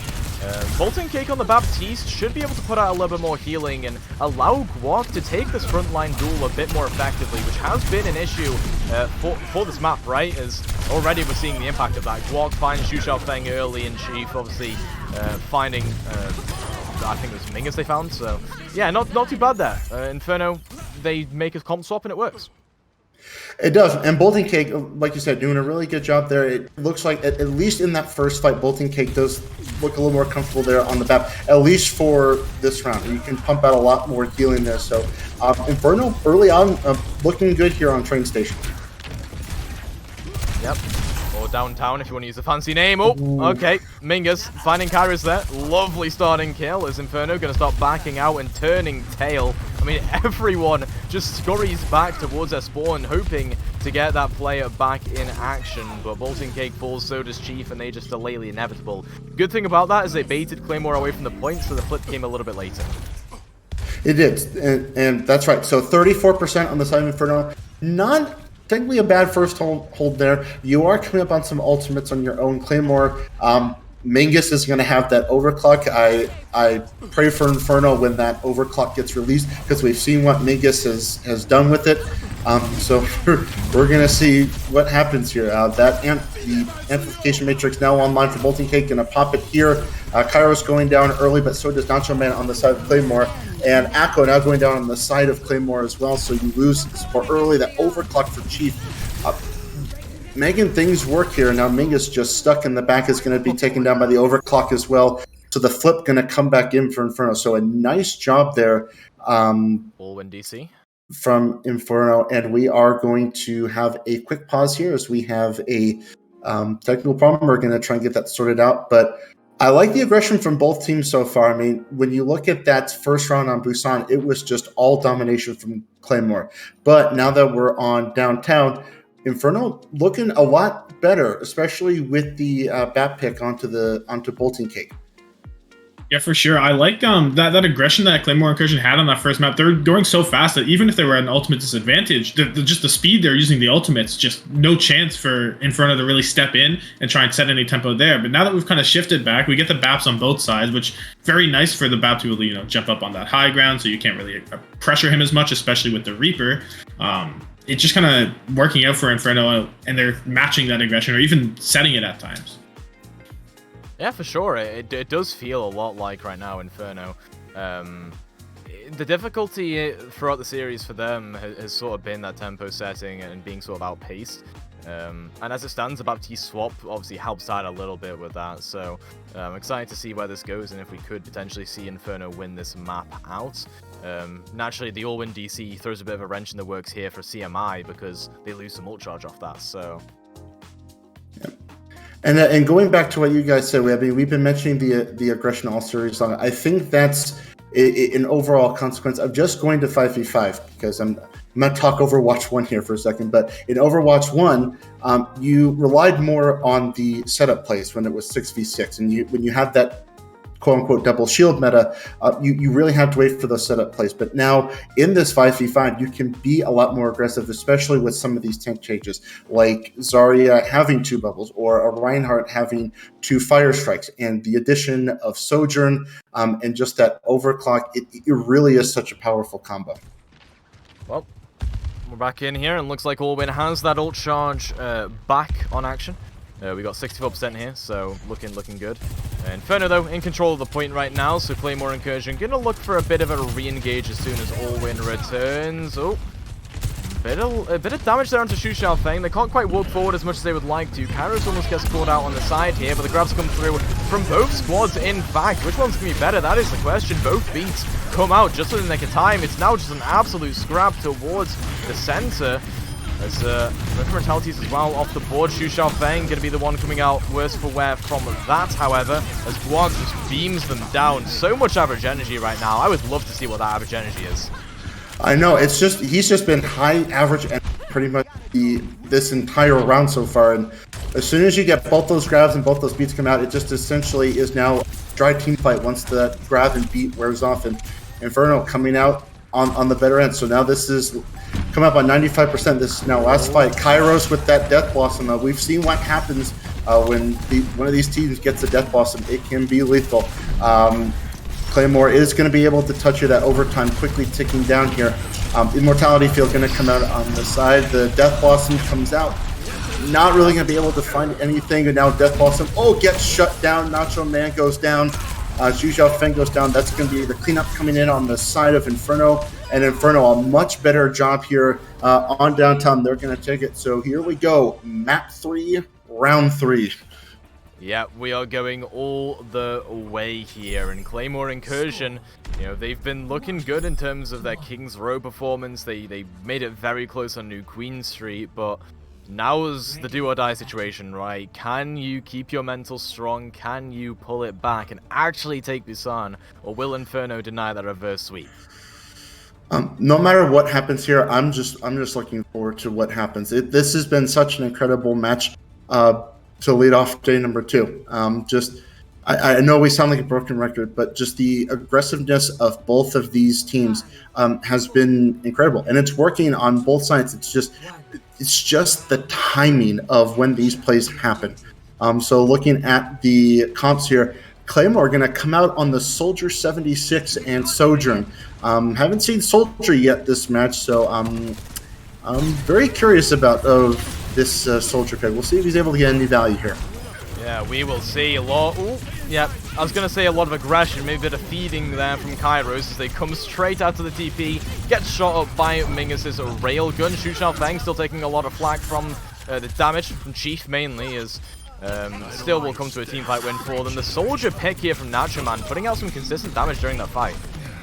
It is, and for a second I was questioning it, but now that we're looking at the output, that was some good cleanup there, some Claymore. So not too bad with the Soldier pick, and plus a Soldier Sojourn combo. I mean, it's just I don't know what you do about that. Looking at ultimate charge, already halfway to the DPS ults for Claymore, so looking kind of rough here for Inferno so far. Incredibly heavy on the poke here for Claymore Incursion, whereas Inferno, they're all about trying to get Kairos into the backline. So difficult into Nacho Man and the Soldier, though, being just able to pester away at Kairos, who right now is not really doing too much flanking. Sticking with Inferno as a squad and looking to off-angle a little bit rather, as you can see them on the right-hand side there towards Claymore's backline. Now Inferno are going to start engaging, but already, look how low their players are going. Still, they find Zhu Xiaofeng because Chief just hits a nice railgun shot. Bolton Cake not in the greatest position, has to invest the immortality into themselves as Crystal falls. These supports are really in a bad position for Inferno, but they get that flip over at the very least, despite the fact that this Visor does some nasty cleanup. Yeah, and you called it there. A Bolton Cake kind of out in the open, has to use that immortality field early, and once you use it, it's on a very long cooldown, and now you don't have the ability to keep your team up. They do get a 10%, but the flip going right back, and now Claymore coming up on some really impactful ults here, but Inferno, they're going to have 5 ults of their own, so if you're going to have the opportunity to flip here from Inferno, it's got to be now, because we're already at nearly 70% and counting for Claymore. Yep.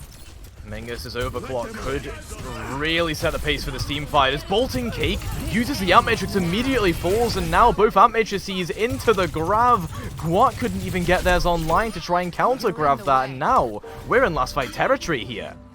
We are last fight territory here, and if you weren't scared of Mingus' overclock yet, I think you better be now, because that's the ultimate on board. They are going to have a sound barrier here. Inferno does have that grab, but as I mentioned, Claymore has a sound barrier of their own, so it's just going to be whoever has the barrel. The overclock here coming out on the side of Claymore, Inferno going to be able to touch. And now the grab and sound barrier invested there. A later beat here coming in from Akko. Usually the later beat's the better beat. Guac going so low. Guac somehow stay alive, and Mingus and Zhu Xiaofeng go down. Guac was, I would say, dare say, 1 HP there, but you lose one of your supports in your tank early. Pasev goes down, so that's now both your supports off the field, and that's pretty much it. Yeah, solid team fight there. Solid flip for Inferno as well. It's the fact that Mingus used that overclock so early and didn't have too many great angles to use. So, very nice flip there. Yeah, man. I'm so glad Inferno was just able to get that focus. That was looking really dire there for a second. Walk at 1 HP. Yeah. Does look as if Inferno, though, rotating around left side here. Nacho Man meeting him right there. Visor is online, but actually denied on the angles. Some good rotations from Inferno to try and deny that. Bolting Cake as a nano if they need to keep anyone alive, but Claymore Incursion, that's one ult out of their bank, and their only ult out of their bank now. I'm not sure whether the plan is just to poke or just take the teamfight loss. Looks like Mingus, though, has neither of those in mind. Wants to get that kill onto Chief, finds an excellent starting pick. As Persev goes down, I think Claymore Incursion, even if they get that pick, you know, I feel like they just don't have a feeling.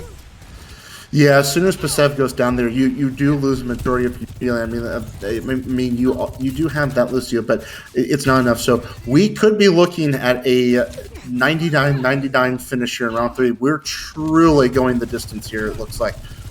We absolutely are, and Guac needs this grab online if they really want to make this one work, and really all they have to work with for Claymore Incursion is Persev's Arm Matrix, and it still works out. They find Chief through that damage. Kairos as well, segmented off. Mingus with a lovely shot onto Kairos, and it looks like this should be it. Claymore Incursion cleaning up the last remaining picks. It is literally just Crystal. It gets flung across the map, ragdolled across Busan, and there we have it. Claymore Incursion complete the reverse sweep in our first A-League game.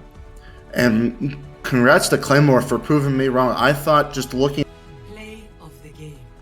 might have come out on top, but the way Claymore played today was just absolutely impressive, and that was very well coordination all around. I especially can't say that enough about the DPS line there, and we've said his name pretty much the entire series. Mingus going wild today on that Sojourn, just incredible plays all around. So congratulations to Claymore, a very well-earned, hard-fought win. Yeah, for sure. And you have Mingus there. The final stat for him is going to be about 12k damage, 11.8 for the round. And one thing I do want to highlight, though, as looking at these damage stats, with Allwin's DC, he basically reset everything. The stats got reset. But he ended up having more damage than Kairos in the end there, which is like that soldier pick paying absolute dividends, like out of nowhere. Who sees a soldier right now in this meta? It's actually crazy. Yeah, and we do actually... Oh, sorry, go on, Shund. Oh, I'm sorry. I was going to say, I mentioned it at the beginning of the round when he came out on the soldier. It was kind of a questionable pick, but I think that the one thing about that soldier is, especially on a round like that on Busan, you have that flanking ability, especially with soldier sprint. So he was able to get a lot of those off angles, as you were mentioning, Toasty, and it proved dividends. And a combo of soldier and sojourn, just those two just clicking hits, I mean, that was just an impressive performance. Yeah, absolutely, and we do have, of course, the official player of the match. It will be a Mingus, of course. Who else is it going to be? A bit of a wrong hero there. It is a DPS player, not the Zarya player. But you know what? Was doing pretty much as much damage as their own Zarya was. So big props to Mingus there. Congrats on our first A-League player of the match. Huge stuff coming through there. Yeah, I mean, well, you can go ahead. Go ahead. I was just saying that's the correct hero now, but I wouldn't be surprised. I mean, who knows? Mingus could pull off a good Zarya if he wanted to, but no, it's not a surprise. Mingus is player of the match. I mean, we saw the plays that they were able to do, just overclocks, headshots, everything. Just when you have a really good Sojourn, it is really difficult to deal with it if you're the other team, especially with how much damage is in that overclock. And if you're able to pair it with, say, a nano boost or say an amplification matrix, a body shot will eliminate you. So a very well-earned player of the match by Mingus. I couldn't think of anyone else who could go to today. For sure. There's no other option. Yeah, well, before we get, obviously, our post-game interview in with some of these players from CMI, I'm going to take my leave. I have some B-League observing to do, as we'll have the B-stream coming up pretty shortly. So I'm going to take my leave, but you two are free to take the interview, so I'll see you guys in a bit. Bye. Oh. He's a... Hello. Hey, Wait. how's it going, Alwyn? We have Seb too. Where is he? You see her? Well. Oh, there he is. Sorry, I was just straightening my tie. Oh, fancy. Oh, Don't mean to brag or anything, but this is Versace. Oh, They make damn. ties now. That is crazy. No, Okay. let's discuss this game, gentlemen. The first thing I want to talk about is the soldier pick all win. What was that planned? Were you cooking No. up on soldier the whole time? No, Oh, no, you don't- that's you don't have to answer okay. So we had one scrim last week, and we scrim Busan, and it was like awful. It was like 99-0, 100-0 every map. So I don't know. It was just kind of the situation was like just go soldier and offline because Reaper was not working in the end. And myself, not a Genji player, maybe forced onto that character, as you might have been able to see. Maybe a little bit, but you know what? The Reaper was good. The Reaper was good, so made it work. Kinda, yeah, sometimes. So I guess, do you have any questions, Sean Blizzard, for right now? Any other thoughts you have? My question is for Mingus. Mingus, first off, congrats on player of the matchup. That was a very incredible performance you had today. Were you expecting to have that kind of performance today? Not really, because I woke up like really late. I woke up like 20 minutes before the match started. So I had to play like 10 minutes of comebacks and just like pray that I would play well. My goat. Like, Well, you did play well today, and congratulations on the win. thank you. So P7, to my understanding, you do a little aim coaching, correct? Ad. Add free advertisement to all the BPL Twitch chatters. At Seb77 on Twitter, Seb999 on Discord. Hit me up. So I want to know how much aim training are you giving Alwyn right now? I need to know. Alwyn? I put Yeah. Alwyn in the lab. Right now, Alwyn's running about 2.5 hours a day. Plus tryhard FFA, plus scrims, and basically I'm working him like a dog. I have him chained right next to my bed, actually. There's a little seat for him. Honestly, yeah, I think he's loving it. He hasn't complained since I told him to stop. So, yeah, I think overall, he's gonna be the best DPS this season. Yep. That's me. Yup. Dog Alwyn. You've heard it here first. Okay. I guess that's all I have for the interviews. Unless you guys want to shed anything out. I don't know. I don't really know how to interview, to be honest. So. No, not really. It was a I pleasure don't know, meeting you all. people doubt us for some reason. Everyone thinks we're one of the best rosters, but they still doubt us today. I don't know why. They thought we I would don't lose, blame them. We do have Alwyn. That's true. I think they heard the rumors of Alwyn Genji and they thought we lose, but The tails, unfortunately. yeah. The tales of Alwyn and Genji were greatly exaggerated. No, I think they were pretty Oh true. no, they were pretty true. They were pretty true.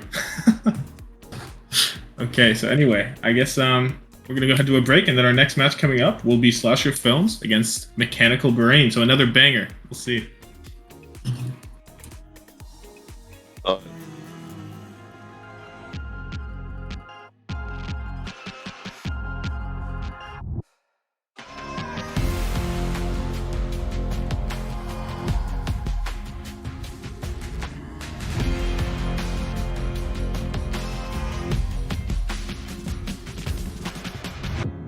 Picture this.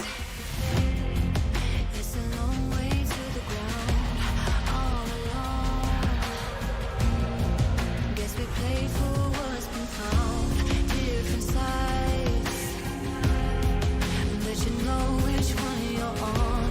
It's a ploy, it means nothing when you're gone. Don't blame me, my own secret. Just not today. It's a waste of space. For colors and lessons lead the other way. It can't be changed. 'Cause we are lions. We are fighters. Around this world tonight, with the fire in our eyes, we are stronger, and we push harder. Around this world tonight, with the fire in our eyes.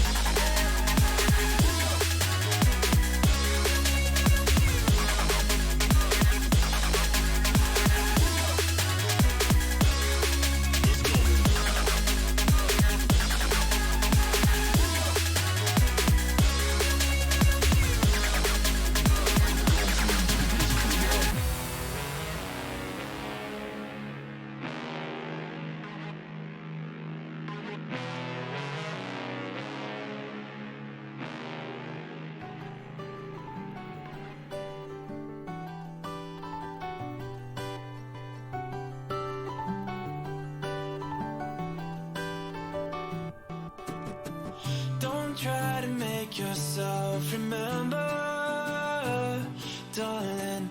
Don't look for me, I'm just a story you've been told. So let's pretend a little longer, 'cause when we're gone, everything goes on. You were staring at the window, and it said, I wanna take you to the sea. And when I'm better, we'll do everything. I gotta stop making promises I can't keep. But if I was gone tomorrow, won't the waves crash on? Is it selfish that I'm happy as we pass the setting sun? Someday I'll be overcast, but you won't have to cry, 'cause we'll do the grieving. Well, I'm by your side. I said, don't try to make yourself remember, darling. Don't look for me, I'm just. Yo, welcome back to the day 2 of BPL Season 4, and we have another A-League match in the same division with Slasher Films against Mechanical Brain. So what are we thinking so far for this one? Ooh, these rosters intrigue me. I always like to get the take of everyone on the desk, but I think this one, it's one of the few games I think that I've seen this weekend that I can't sort of just call it on paper, purely because there's so many X factors in this lobby. Like Mike Tackle on DPS, the on support. The could just be God's gift to Kiriko, or I feel like they could genuinely just go like 0 and 20 and run it down and be ×9'd by the whole lobby. Pengalet is also really good. Clap was amazing on Cowabunga. Dust on Tank is consistently good and has been good. I have no idea how to call this. What are you thinking, Shund? I'm thinking the same thing. If you think back to previous BPL seasons, we have some quote-unquote household names here, like Mac Tackle, like Mira, Gavin, and then on the side of Mechanical Brain, you have Illuminous. So I'm with you. With this being the first game for teams, I think this game is be more about getting a grasp of which side is essentially more comfortable, if that makes sense. But I'm excited to see both of these teams. Hopefully this match can live up to the one that we just had. Yeah, for sure. Every single match still, we have been trucking with 2-1s across the board. I don't know if this one's going to change that. And another important thing to mention is, Mechanical Brain, bit of a funny roster, got some Bastion players, but they cannot play Bastion. He's just not in the game right now because of that funny little bug where he can call an entire military US budget on people. So I don't know, maybe a bit out of their comfort zone there. I think Tomatin, you probably know most people in this lobby better than at least me. So who's your?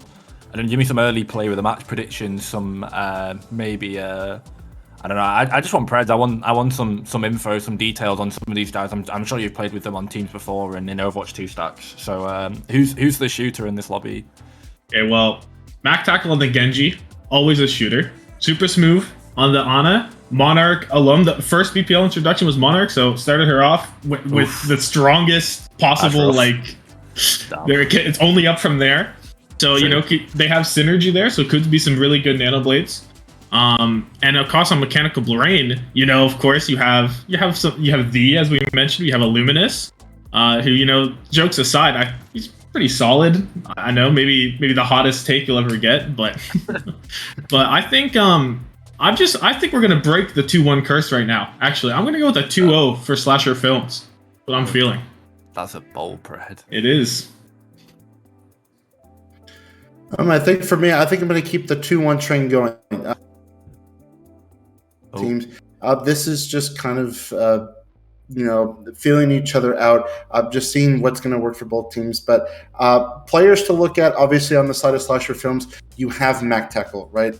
Coming off a championship last year, was also the MVP of Season 3 and is a Season 3 World Star. So that's some really good veteran presence right there on that team. And then on the side of Mechanical Bring, Jonathan was saying it, Illuminous and B. Also have had really good showings in other BPL events as well. Yep. I'm excited to see what happens. This game has content written all over it. Absolutely, I'm very down to at the end of the week throw Illuminous and D at the top of my tier list for support lines. The Lucio Kiriko could potentially go absolutely bonkers, and I'm not even joking. Illuminous obviously gets a little bit of slander from some of the more regular people in the community, but has just been a very solid player for a long time now. Is there a potential we could look at all the teams that Illuminous has been on prod, or is that just gonna break the solid? We're gonna break the stream. The list. I I don't want to break the stream, but it's just so interesting to look back and see some of the players that are still going. 5 years of Overwatch we've had. I think BPL's had now 4 seasons. So many off-season events as well. It's great to go back in and look at people's history and see what teams and players they've played with. But for this game, I don't know. Actually, cameras. We have the Mac Tackle beard in full glory. Love it. Yeah. Get Dust with the young look there. I don't know if he can grow a beard, to be honest with you. So, what is that in these? What is that? That's Quincy. It's a Balloons TD monkey. Yes, it's Quincy from Balloons Tower Defense. I might have to change my pred. Quincy kind of solos. And now Dust is entering another universe. Yes. It's a blue screen tribute. Right. So I actually we got Recurve on there. This is not Recurve's team though. No, it's just not real Recurve though, is it? Surely. Oh, is it not? Clueless. I don't think so, right? I'm actually clueless, genuinely. I'm also clueless. It could be. I'm not sure. We'll see whenever we enter in game, I'm sure. I mean, the DPS obviously a Clap and Bonesaw, right? The other DPS a Clap and Bonesaw. So, are we being? Is one of them hiding with the Brian Allen disguise? Is that their early Halloween costume as they go against Slasher Films? I'm a little concerned for Dust right now. Yeah, map pool for this one actually to try and steer it to some decent convo, to some sort of actually relevant things. Convo. Yeah, we've got Esperanza as the first map, and I'm very excited because my home soil, not quite. I think it was about an hour and a half drive from where I was born. So always happy to see Portugal in the game. And it's the only good push map, in my opinion. And it's not because I'm biased, it's because the other 2 maps are absolutely terrible. So thoughts on the new map, and most importantly, thoughts on who we think is really going to pop off on this push map for either of these teams. A quick note on Esperanza. We did see it yesterday. This is the first time we're now seeing it in the A-League. So this is the first opportunity that A-League teams have playing on Esperanza. So I've played a little bit of Esperanza. I would say it's in the middle between the 3 push maps. You certainly do have a lot of high ground ability when it comes to Esperanza. It plays kind of more narrow, I would say, in certain. I'm interested to see how both these teams handle this. Again, especially considering this is the first time we're seeing this map in the A-League. Yeah, important to utilize those high grounds that, especially near that first checkpoint, you have high grounds on either side. And also, apparently, this is real Recurve. So he is filling in for, I forget who else was with him, to be honest with you. It would have been Clap or Bonesaw, I imagine. Would have been Clap or Bonesaw, okay. Yep. So keep an eye on that. I don't know. We could see some Faro gaming, but he's also been grinding at that Genji. Not just a Faro one trick, but we'll see as we go in.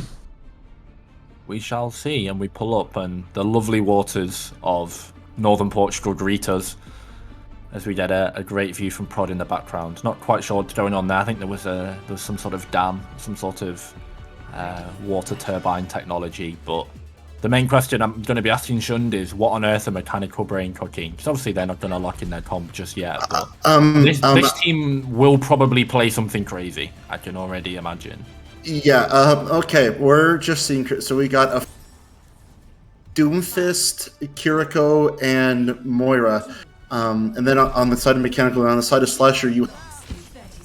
So they are running, and they are going to run this comp. Okay, so the craziness coming out a little bit early here from Mechanical Brain. We'll see if they can get anything done with this. We've known it, especially in the recent patch update. Doomfist not the strongest tank in the world, but we'll see what the FAR is able to do here. The Doom having decent access to the back line, but I mean, if you can take out Mac Tackle instantly on the Genji, that's going to be a DPS threat gone. Recurve pulls out the chops on the Widowmaker, takes down Mara's head. Pendulax unfortunately trading 1-for-1, but I mean, he got 2 technically, and they're just going to clean the Kiriko up. So, I mean, hey, the Doomfist, let's be honest, they didn't do much in that fight, but Mechanical Brain DPS bailed them out. Dust makes enough space, and this late D-Mech onto Gap is going to be the first push for Mechanical Brain. That is, and I was questioning whether or not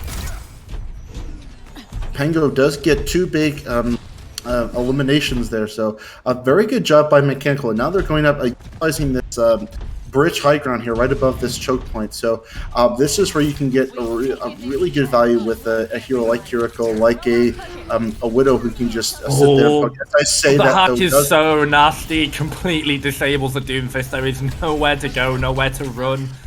V tries to fade the recurve to keep him alive with those healing your fooders, but it leaves the Widowmaker alone in the backline. I was just playing recurve on the far. That's actually Pendulax, my apologies. But Gap cleans the Widowmaker up nonetheless. Brian Allen down. V also down as well. The Kiriko falls. Mike Tackle manages to fall the bird as well. Mechanical Brain lose both DPS. And with Gap on the cart, that's just going to be the return to probably the 0-0. That's going to be the reset for Slasher Films to try and get their own percentage on the board. That is the one problem you have when you run a Doomfist into a comp that Slasher Films is. You have that Sombra. The second that Doomfist gets attacked, he's essentially non-existent out of the fight, and Dust is hacked up and killed again. So if you're Mechanical Brain, yes, you're coming up on that ultimate, but is it really worth it? I mean, that's 2 hacks now and 2 eliminations already onto Dust. Sooner or later, they've got to think about at least switching to a different tank here. I'm a great fan of Doomfist's mobility against a backline like this, but unfortunately just the speed or verticality at which the Kiriko and the Lucio can operate means that the Doomfist can't get much value. Mara pushes recurve and regrets it for once. That's the pick from the Widowmaker taking down the Sombra. That was no EMP late in the fight. That forces the Dragon Blade from Mac Tackle as he pulls it out. Gap litters the kill feed, taking down both supports actually with those final blows. Dust goes for the Meteor Strike, doesn't manage to find anything, just uses it to stabilize. He's now in the power block, doesn't have it, has to desperately slam away, but the Diva greets him with super smooth as well. She looks very solid on the Kiriko so far, might I say, and off the back of Mac Tackle's Blade, even though they lost someone first. Slasher Films slowly but surely going to take the lead and probably get this first reset checkpoint. Nice little combo from Mac Tackle just to end it. Yeah, I mean, that was a great job there. And we've been saying, with the Sombra on the other team, yes, Doomfist has that mobility, but when you go into this type of comp with the Sombra, it's just, it's not viable for that long. Slasher Films running low on the other side in terms of Pendulax does go down, so... Ooh, Dust gets him with a one-shot. It's 1-for-1. They managed to hack him up at the start of the fight. It was disabled for 3, 4, 5 seconds there, but Dust came back. Great Spirit Rush from V. It was down that choke point, round the corner, and they managed to take them out. Yeah, that was a super quick fight. Well played for Mechanical Brain. Dust finally managed to get some value once that hack cooldown is gone. It is, and that was a good job there by Dust finally laying those picks up. But they have got... Slasher did get to that checkpoint. They did get the butt scratch, as it is called. Dust hacked up again. Just that Sombra comes and he is going to go down again. So the Sombra, holding the EMP. They don't need it though. Mac Tackle just going on a small killing spree, taking down Pendulax and Recurve as well. So they're just going to ping the block forward, and this is fine for Slasher Films, right, Shund? They can just ping it back and forward. They're happy to just sort of win a fight with one ultimate and keep it like this. Any chance they get to just sort of walk it further to their own station, to their own cart, to their own I don't even know, barricade, I guess. is what we're going to call it. It's good for them. And we got a 3-man EMP that comes in, and Dust again is down. Being hacked up, Shush is gonna unleash the coalescence here, but it might be a little too late on the side of Mechanical Brain. And yeah, I mean the Sombra just causing problems. Pengulek switched over to try and match it, but Flasher Films just doing a really good job. Remember, as soon as you hack that Doomfist, he's almost useless in the fight. Yeah, definitely. And even then, the power block feels almost like a pseudo-defensive cooldown because you are so low after that hack coming out from the Sombra that honestly you can just stick it and burst them down anyway. 92 meters and counting for Slasher Films as they turn down to go into the Cathedral of Esperanza. The final curtain potentially could be coming down for Mechanical Brain. The boom could be happening already. There could be an Alt F4 inside the mind of this team. It's going to be a Spirit Rush from Super Smooth as they go in. The Genji is the primary target. That's going to be a forced Meteor Strike from the Doomfist to engage. The Protection Suzu doesn't really protect anyone, only cleanses Super Smooth for potentially any knockback or CC that could potentially be incoming. That hack is going to be so important if they can burst down the Kiriko, but they just ignore her. The hack comes in from Mara, but everyone else decides to peel for the Genji of Recurve instead. Cameraman getting a little bit bloodthirsty on the Lucio. That's present and very, very effective of him. He's done that many a time. I mean, this is just domination by Slasher.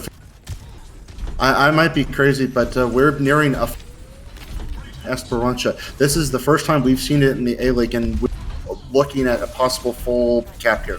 Yeah, Slasher Films just completely running them out the building. Their tempo is so good, and especially now the ultimates that they've got, they just need to wait for them to walk. That's going to be a 5-man EMP from Pendulek. That's all you need. The beat comes in to sustain. Recurve going to pull the blade desperately, but V gets crunched under the meg of Dap. Dap's Diva Bomb also killing Pendulek, so losing that Sombra in the fight. It's not the most DPS if you can't land the hack anyway, but I mean, you'd rather have it than not, of course. Mara going down is going to be so crucial here. Actually, no, Pendulek's having to swap to the Tracer to get back. Mara's still got this EMP if they need to. Dap still on the objective. There's the EMP. It finds 3. V goes down. Rika falls shortly after. Pendulek gets hacked up. The EMP taking him down. But they can't manage to find the rehack in the fade. Dust comes back from spawn and just one-shots the Kiriko with that Seismic Slam, that new and improved ability granting you such mobility. And just at the very death, 2 minutes left on the clock, 2 minutes 30 left on the clock, Mechanical Brain, have they bought themselves a lifeline, Shund? That they have, but looking at the able to push that, that is almost an insurmountable lead. If you're a Mechanical Brain, you literally probably have to win every fight from here on out to even get to this mark here. Recurve. That is not what you wanted. Recurve, okay, fair enough, not close to the blade, but the Genji is your main source of elimination in this. They are the dash reset, they are that killing blow. All of the damage that you can convert from this Kiriko, from this Moira, from this Lucia, from this Doomfist, from this Tracer, the Genji being able to Swift Strike almost unblockable damage in Overwatch 2 now makes the dash reset so easily. Dust puts the carry pants on though. Maybe heard us talking smack, finds 2, Mac Tackle goes down. So now no Genji's out the lobby. Recurve going to be probably scurrying his way back on that Cyber Weave any second now. Gap gets demacked as well. And they lose Recurve early, but hey, Rinya, no problem. Dust and Pendulek put the team on their back and carry it through. They're still alive. And that's the phrase. They're just staying alive, taking it one fight at a time. Mechanical Brain do a good job here. If they don't lose anybody else, and Super Smooth does go down, and so does Mac Tackle. So could we see a miraculous comeback here? Time would tell. So they basically need double what they've pushed already. The good news for Slasher Films is that they've got Blade and they've got EMP, and there's going to be only now 70 seconds left on the clock, some of which is going to be delayed just by the Bob animation there, 2's animation scratching themselves just to try and buy some time. So they are going to have EMP for overtime is what I'm saying, but they go early to Mechanical Brain, they realise that and they play with tempo. That's going to be a coalescence from Shush to take down Super Smooth. The Kiriko, all that sustain, could not swift step away to anyone, unfortunately. And the Ninja is going to be going back to spawn for now. This is going to be a contest on the cart for Cameraman. They are going to buy themselves a sound barrier too. It's going to be 35 seconds left. Mechanical Brain, so many ults on the board, but Slasher Films, that all-important EMP. And that is, and we have seen what the EMP has been able to do to the right side of Mechanical Brain so far, and there's going to be the hack on the Lucio. Because Blade. Because Blade is pulled early against the sound barrier of Cameraman. That actually might have been an Ajax. I'm not sure. I don't think I saw the sound barrier go off on the screen, but it definitely went off on the ultimate. I didn't hear it. But I didn't see it go onto any of Slasher Films, and now they've only got the EMP, and if they can hide, if they can stabilize, it's going to be a sound barrier, and Mechanical Brain are going to bring it back from the death. Their Windows update happened just in time, and potentially it could be disastrous for Slasher Films. There's the EMP though. Rico falls early, that's Pendulax as well, no DPS. And I think the EMP ultimately was too clutch. The Spirit Rush as well from Super Smooth is going to keep them so healthy and just so overbuffed, so overkitted, so overstatted.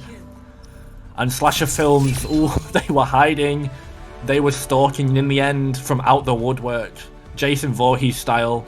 But it's not an axe shunned, it's not a chainsaw, it's Mara with an EMP, and 40% of the base HP Mechanical Brain completely carved away as Slasher Films run them over, and they're going to take Esperanza. For a second there, I was thinking back in my mind, there's no way they're actually going to bring this all the way back, and they nearly did, but credit to Mara on the EMP, on the Sombra, I should say, had many critical hacks and EMPs there, and it really made the difference, especially on that last fight there. Yeah, for sure. The ultimate advantage there for Slasher Films was just too large for Mechanical Brain to overcome in that final overtime fight. But the elephant in the room here was that composition that Mechanical Brain was playing there. We have seen very little of things that aren't, Zarya, D.Va, a little bit of Winston, maybe. The Doomfist is a bit unprecedented. The Doom I've not seen before, and honestly, it's very easy to look at that map if you are an armchair sofa analyst and sort of just absolutely slate the Doomfist, but I mean, it worked as the map went on. They evolved around it. They were able to peel the Doomfist with something like the Moira, and able to counteract the burst damage that came in from Moira on that Sombra with just the burst healing itself, right?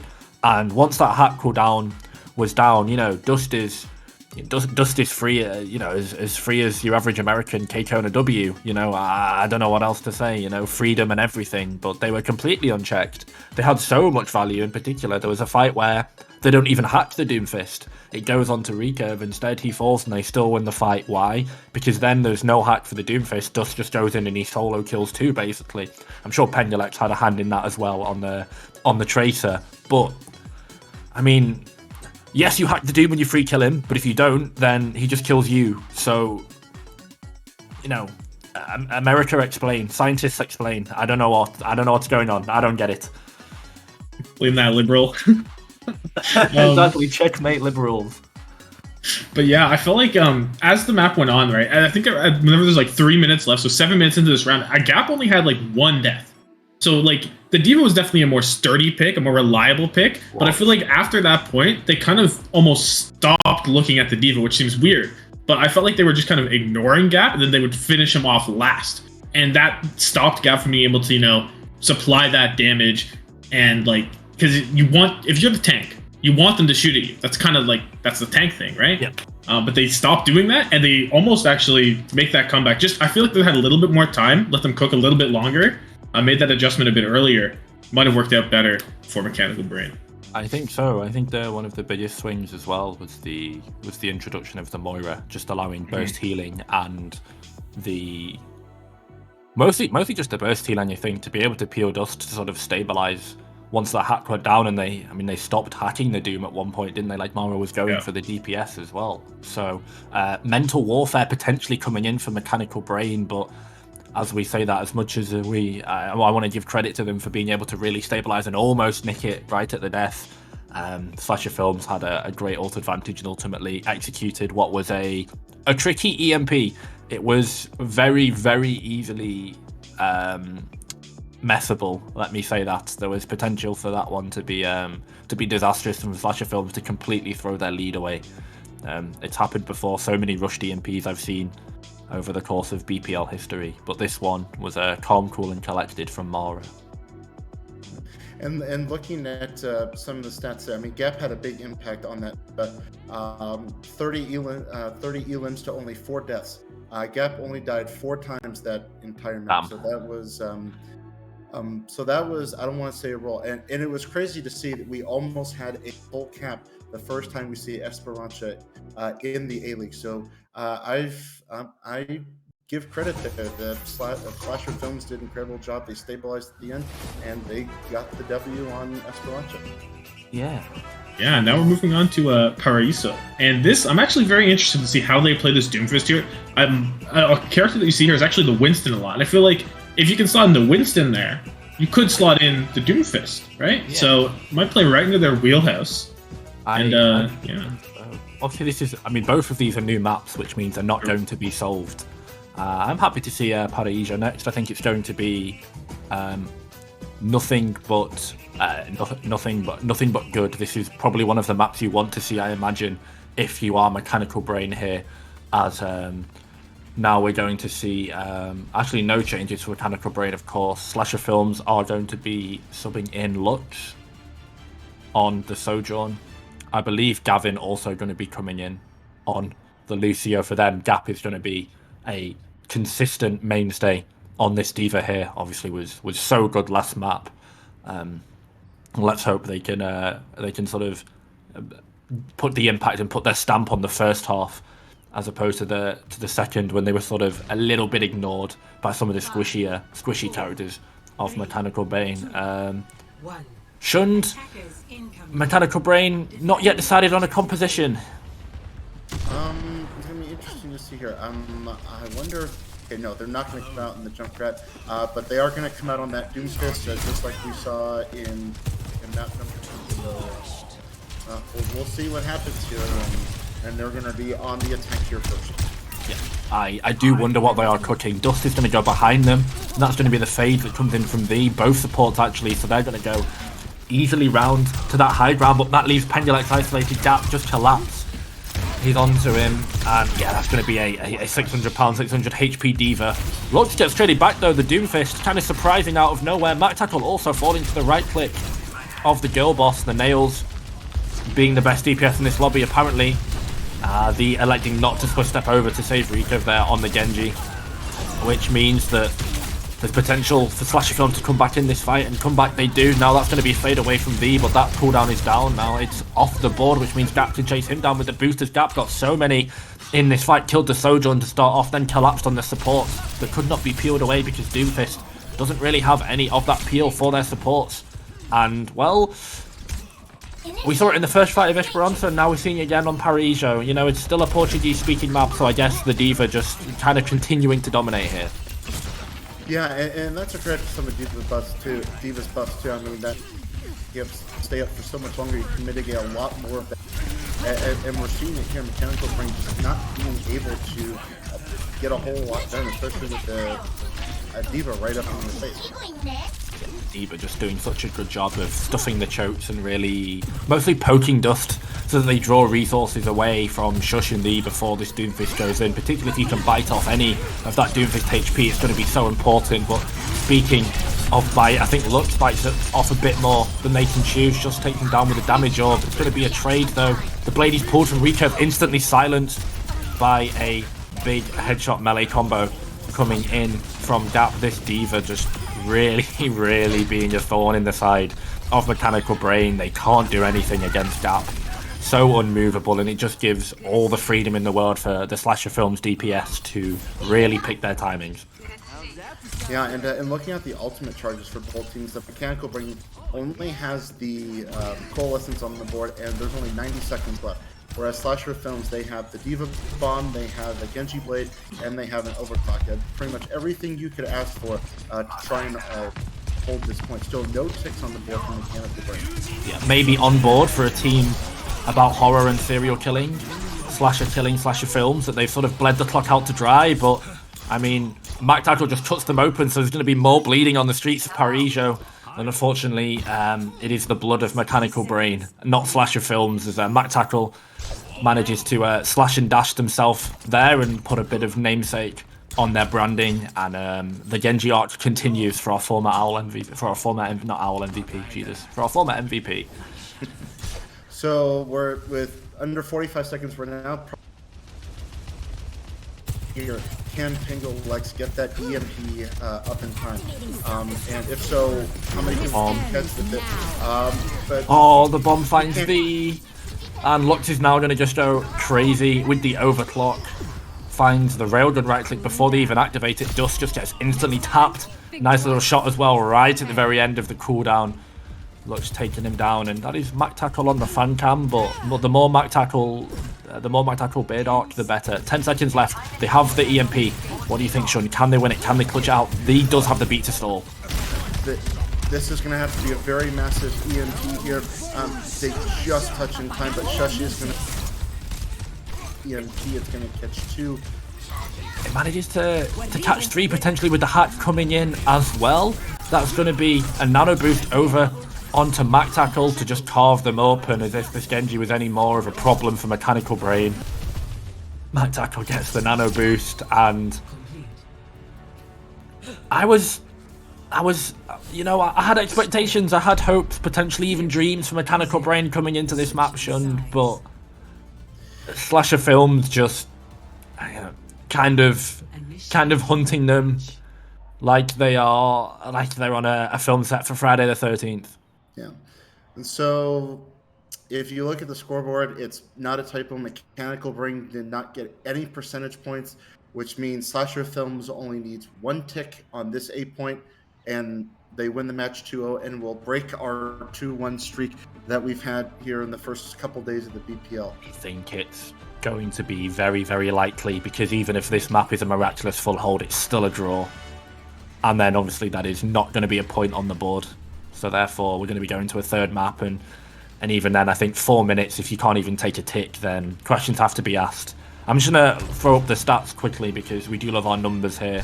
And I love that we can see this now. 4k damage, 12 and 2.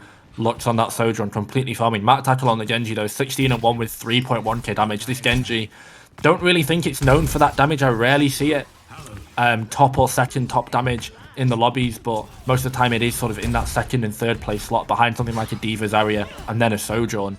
Definitely less broken than both of those, but Mac Tackle doing 3k damage there in 4.5 minutes is so good.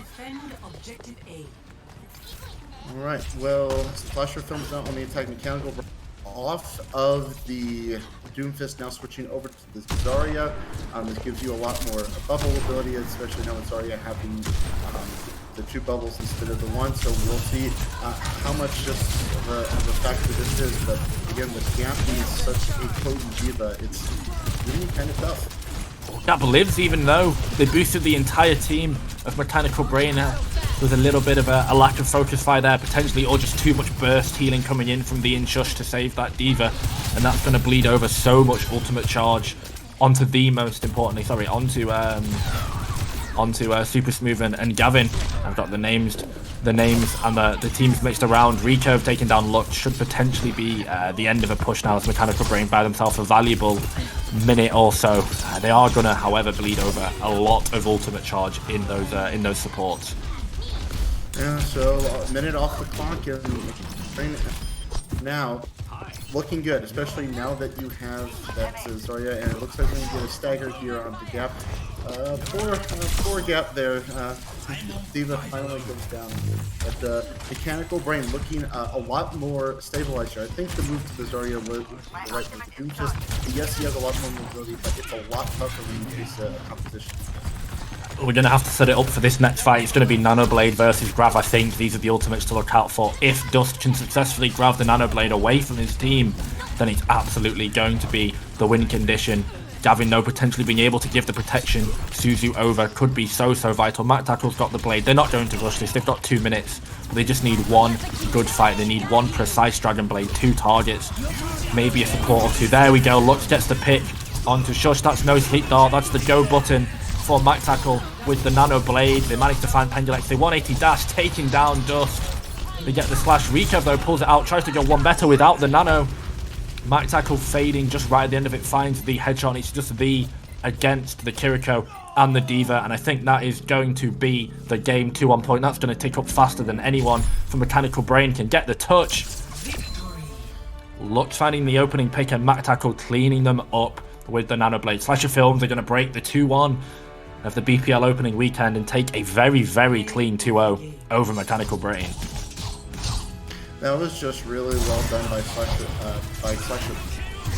especially with Mac Tackle on that Genji here. We see the play the game that regular game making all the difference. Did a lot of damage on that Genji, but you kind of have to wonder what. And you asked the question, Jace. What was Mechanical Brain cooking? I mean, the first map. They were able to kind of make it work, especially at the end. But on the A point of Padarizo, especially on attack, you saw they really had trouble trying to get that Doomfist going, and they eventually switched over to the Zarya. But at that point, it was too late. Yeah, I think another big weakness there, not just the Doomfist, but I actually do not rate the Sombra very much on that offense, because the EMP, you see how spread out they are around the high ground on that point. You can't actually find that big EMP, and it's not that win condition that it is on almost every other point in this game right now. And like we see on the statistics there, Pangalax only had one elimination in that first round. And like, sure, a lot of them were struggling, but I don't know. The capitalization on any hacks that came out just wasn't really there. Too much distance to really cover. Yeah, and also on the attack, it just felt like there was so much high ground to traverse. Everyone could spread out themselves. But even if you're trying to break that point there, an EMP I think is okay. At best. I'm interested to see how Sombra develops on that map. I think there's a good point that I'm going to make a mental note of that now, Thomathan. I think that's something I'm going to be interested to keep an eye on. But we don't get to choose a player of the match. I think it's going to be given to us. But just for the quick takes, who have we got as the player of the match? As a player of the match for you guys? I think it's probably going to be a unanimous gap. But I'm just interested to see if either of you guys have any other takes. Not really. Yeah, I can't think of anyone else. I mean, we talked about Gap the whole match, and we talked about how impactful D.Va is. And like I said, going back to those the buffs that she received prior to Overwatch 2 launching, you have the Matrix that can stay up a lot longer. You have even the boost damage when you knock people back. You get that additional damage as well. So D.Va is a really good tank to use right now, and Gap did an incredible job mitigating a lot of that damage and just really creating a nightmare for Mechanical Brain. Absolutely. Yeah, for sure. A lot of frontline pressure there. I guess the only other candidate would be maybe Mac Tackle, you could argue. Some really clutch blades there, especially on that defense. It felt like he was kind of dominant. But for me, it has to be one of the two. And it looks like it's going to be Mac Tackle in the end. We are all wrong. Gap robbed? Question mark. I see the vision. Honestly, I was just about to say you can absolutely give a worthy play of the match over to Mac Tackle at the end there. I think you put so much pressure on the Genji when you nanoblade because it's a big investment, and it's also something I'm interested to see develops over the course of Overwatch 2, whether people think it's correct to nanoblade at all, because let's be honest, if Mac Tackle would have scuffed that blade for whatever reason, just due to individual mechanical error or some great outplays, a well-timed protection Suzu, a well-timed speed boost, they were down Nanoblade, 2 big ultimates, and there was not enough time on the clock to build up another one. So it could have potentially been disastrous, but Mac Tackle killed just enough, managed to get the Zarya off the map, and Dust was so high charged, which meant that in the end, although he fell to the Blade of Recurve, it was Gap and Gavin on the point there at the end of the Kiriko and the D.Va just to clean up the one soul Lucio. So Mac Tackle trading 3 for 1 there with the Nanoblade, unfortunately falling 2, but big investment and it paid off. So you have to give credit to where credit's due on the Genji. Yeah, all the eggs in one basket, and the basket hatched into a bunch of chickens. So like, pretty good. Oh, we have the standings now. The undisputed #1 A-League team right now. Straight 2-0. No one else has done that. Unseen in BPL Season 4 history. The first 2-0. The first 2-0, and it's maybe the blessing of the Portuguese language, I guess. It was Esperança and Paraíso as well. So Brazilian map and Portuguese map potentially bless us with a 2-0. Although saying that, a full 3 map series, and all of these series have been bangers the whole weekend. So you never know. I think we have player interview. I think I'm stalling for player interview. I don't know. I think that's the plan. I'm waiting. I'm sure Solomon's going to ping me, but no, there's no interview. I haven't looked. it looks like there is going to be no interview. So Slasher Films just gonna take their 2-0 and bounce. They're gonna go and I don't know. I can't think of anything on theme for them that doesn't involve allegations. You know, I don't want to call them murderers. We don't do that. But up next, anyway, is Nox versus Pyromaniyak. So potentially we can give a quick preview before we hand it to Thomathan to close it off. Yeah, this is going over to the other division, so we're leaving the Alps, I believe, and going over to the Andes. I don't know the continents. I believe one is Alps European and one France, is and Andes is Africa, I believe. Africa. I think that sounds right to me. So the Alps is France, Switzerland. The Andes is, I don't know where the Andes is. Anyway, who wins? Anyway, who wins? Yeah, I don't know, I'll go with the Yak team. I like the pun. Sure, why not? Bet. Okay, well, superb expert analysis coming in from us here on the desk. The Andes is in South America. Don't get angry at me. Okay. Anyone else want to do this? Anyone in Twitch chat, just in case. Okay, enough stalling. See you guys on the flip side for the next map.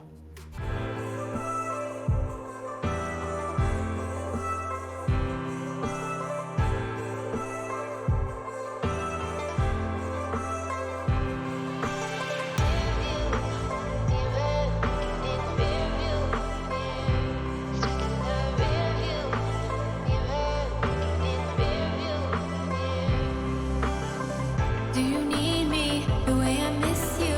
'Cause I can barely. You're the one I can't deny. I wanna take you sky.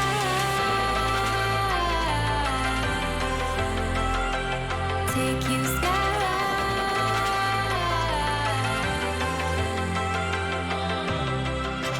Review, you had in the review. Me stuck in the review. You had in the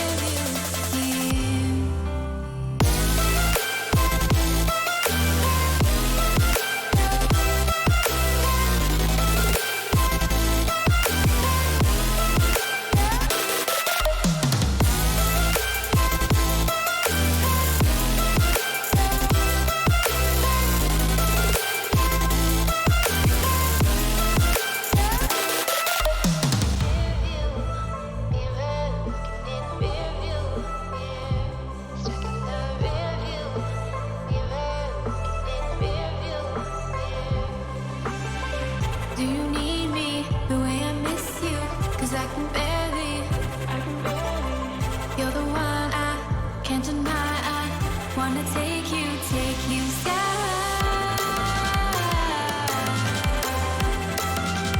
Take you sky.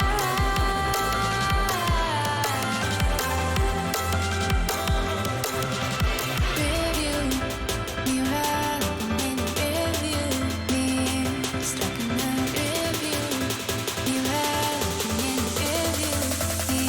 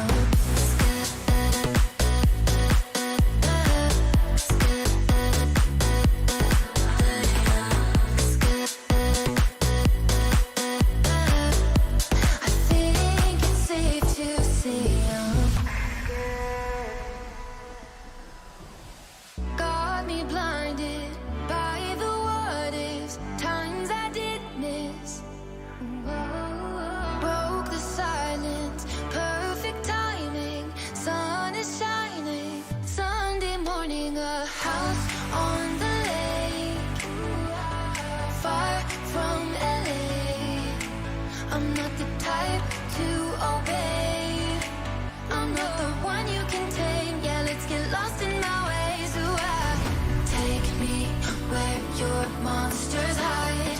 They don't dance, they don't daylight. Look down, you've got me so high. I think it's safe to say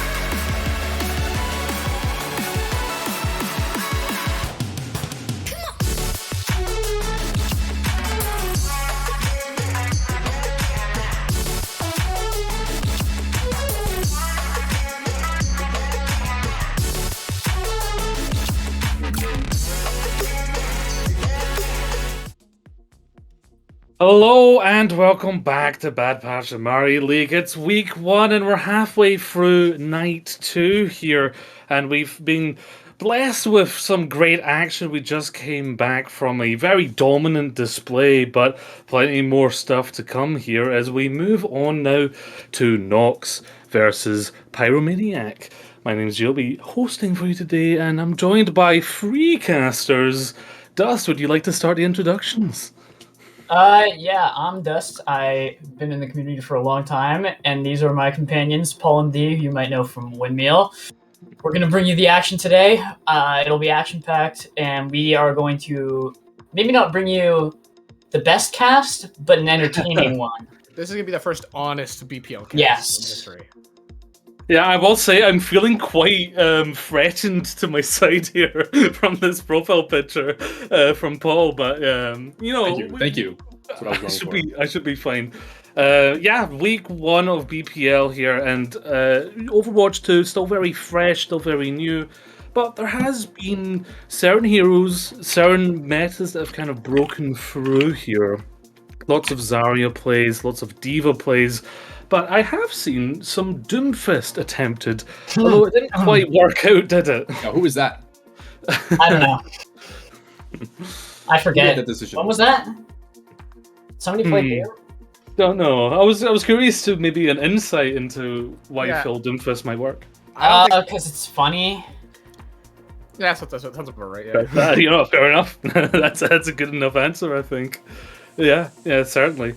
I don't think we'll see too much more of Doomfist. You know, Zarya and Diva seem to really be those core tanks that are controlling it. And, you know, these teams, they've only really had, a week now, if the servers have been nice to them, of playing with Overwatch 2. Of course, they've played the beta, but, you know, how much do you think these teams have adapted in this 1 week of Overwatch 2? Probably quite a bit. Teams like Pyromaniyak, they got a lot of Diva players. They both having Azu and Sephora. Both You mean very Zarya known. players? Zarya, Diva players, very suited for the meta, so they were able to like kind of shove into it quite easily. Obviously, Nox again has worst cast, a known off-tank player in the community, known for his Diva mainly. He's pretty good A lot at of it. off-tank players. A lot of off-tank players, though. We might see this game The especially. are getting nerfed. I can't wait for them to get nerfed, but we're probably going to see actually some main tank even. King's Row is in the pool. Tekujin is on Nox. We'll probably see him pull out his signature character. Probably lots. And then I think we'll just see like very default Lucio, lots of Sojourn and some Sombra maybe. I think very just like average comps coming out today. Yeah, nothing too wacky. We won't be able to see any Torbjorn or Bastion, unfortunately, as they've been yeeted out of the pool due to some very easy to recreate bugs. Shockingly easy to recreate bugs, actually. So they won't be in play today. But Kuriko, the new hero, the support hero, very high skill floor character, is able to be played. I've seen some of it in the past match. Do you think teams are going to continue to play Kuriko, or is it a little too early to be putting them into these organized plays? Personally, I think it's a little bit too early. I don't think anyone's really gotten the hang of Kiriko. But I do have a little bit of insider information. I did just warm up against Pyromaniyak. They were playing a little bit of Kiriko on the first map, on this Coliseo. Oh, okay. So we could be seeing it. Don't expect to see any of it from Nox after playing them yesterday. Honestly, my memory's bad, and also I was kind of losing my breath laughing because of Shush being drunk in that scrim. But I don't recall any Kiriko being played from Nox. So I think it'll be interesting to see, because I feel like if it does end up becoming a Kiriko matchup, it'll be Pyromaniyak playing with it versus Nox playing against it, and I think that'll be an interesting clash of styles. Yeah, it will be interesting to see what teams are like when they're not playing that Kuriko. Of course, yes, the headshot's very lethal, but some of the more important aspects of the kit is that cleanse.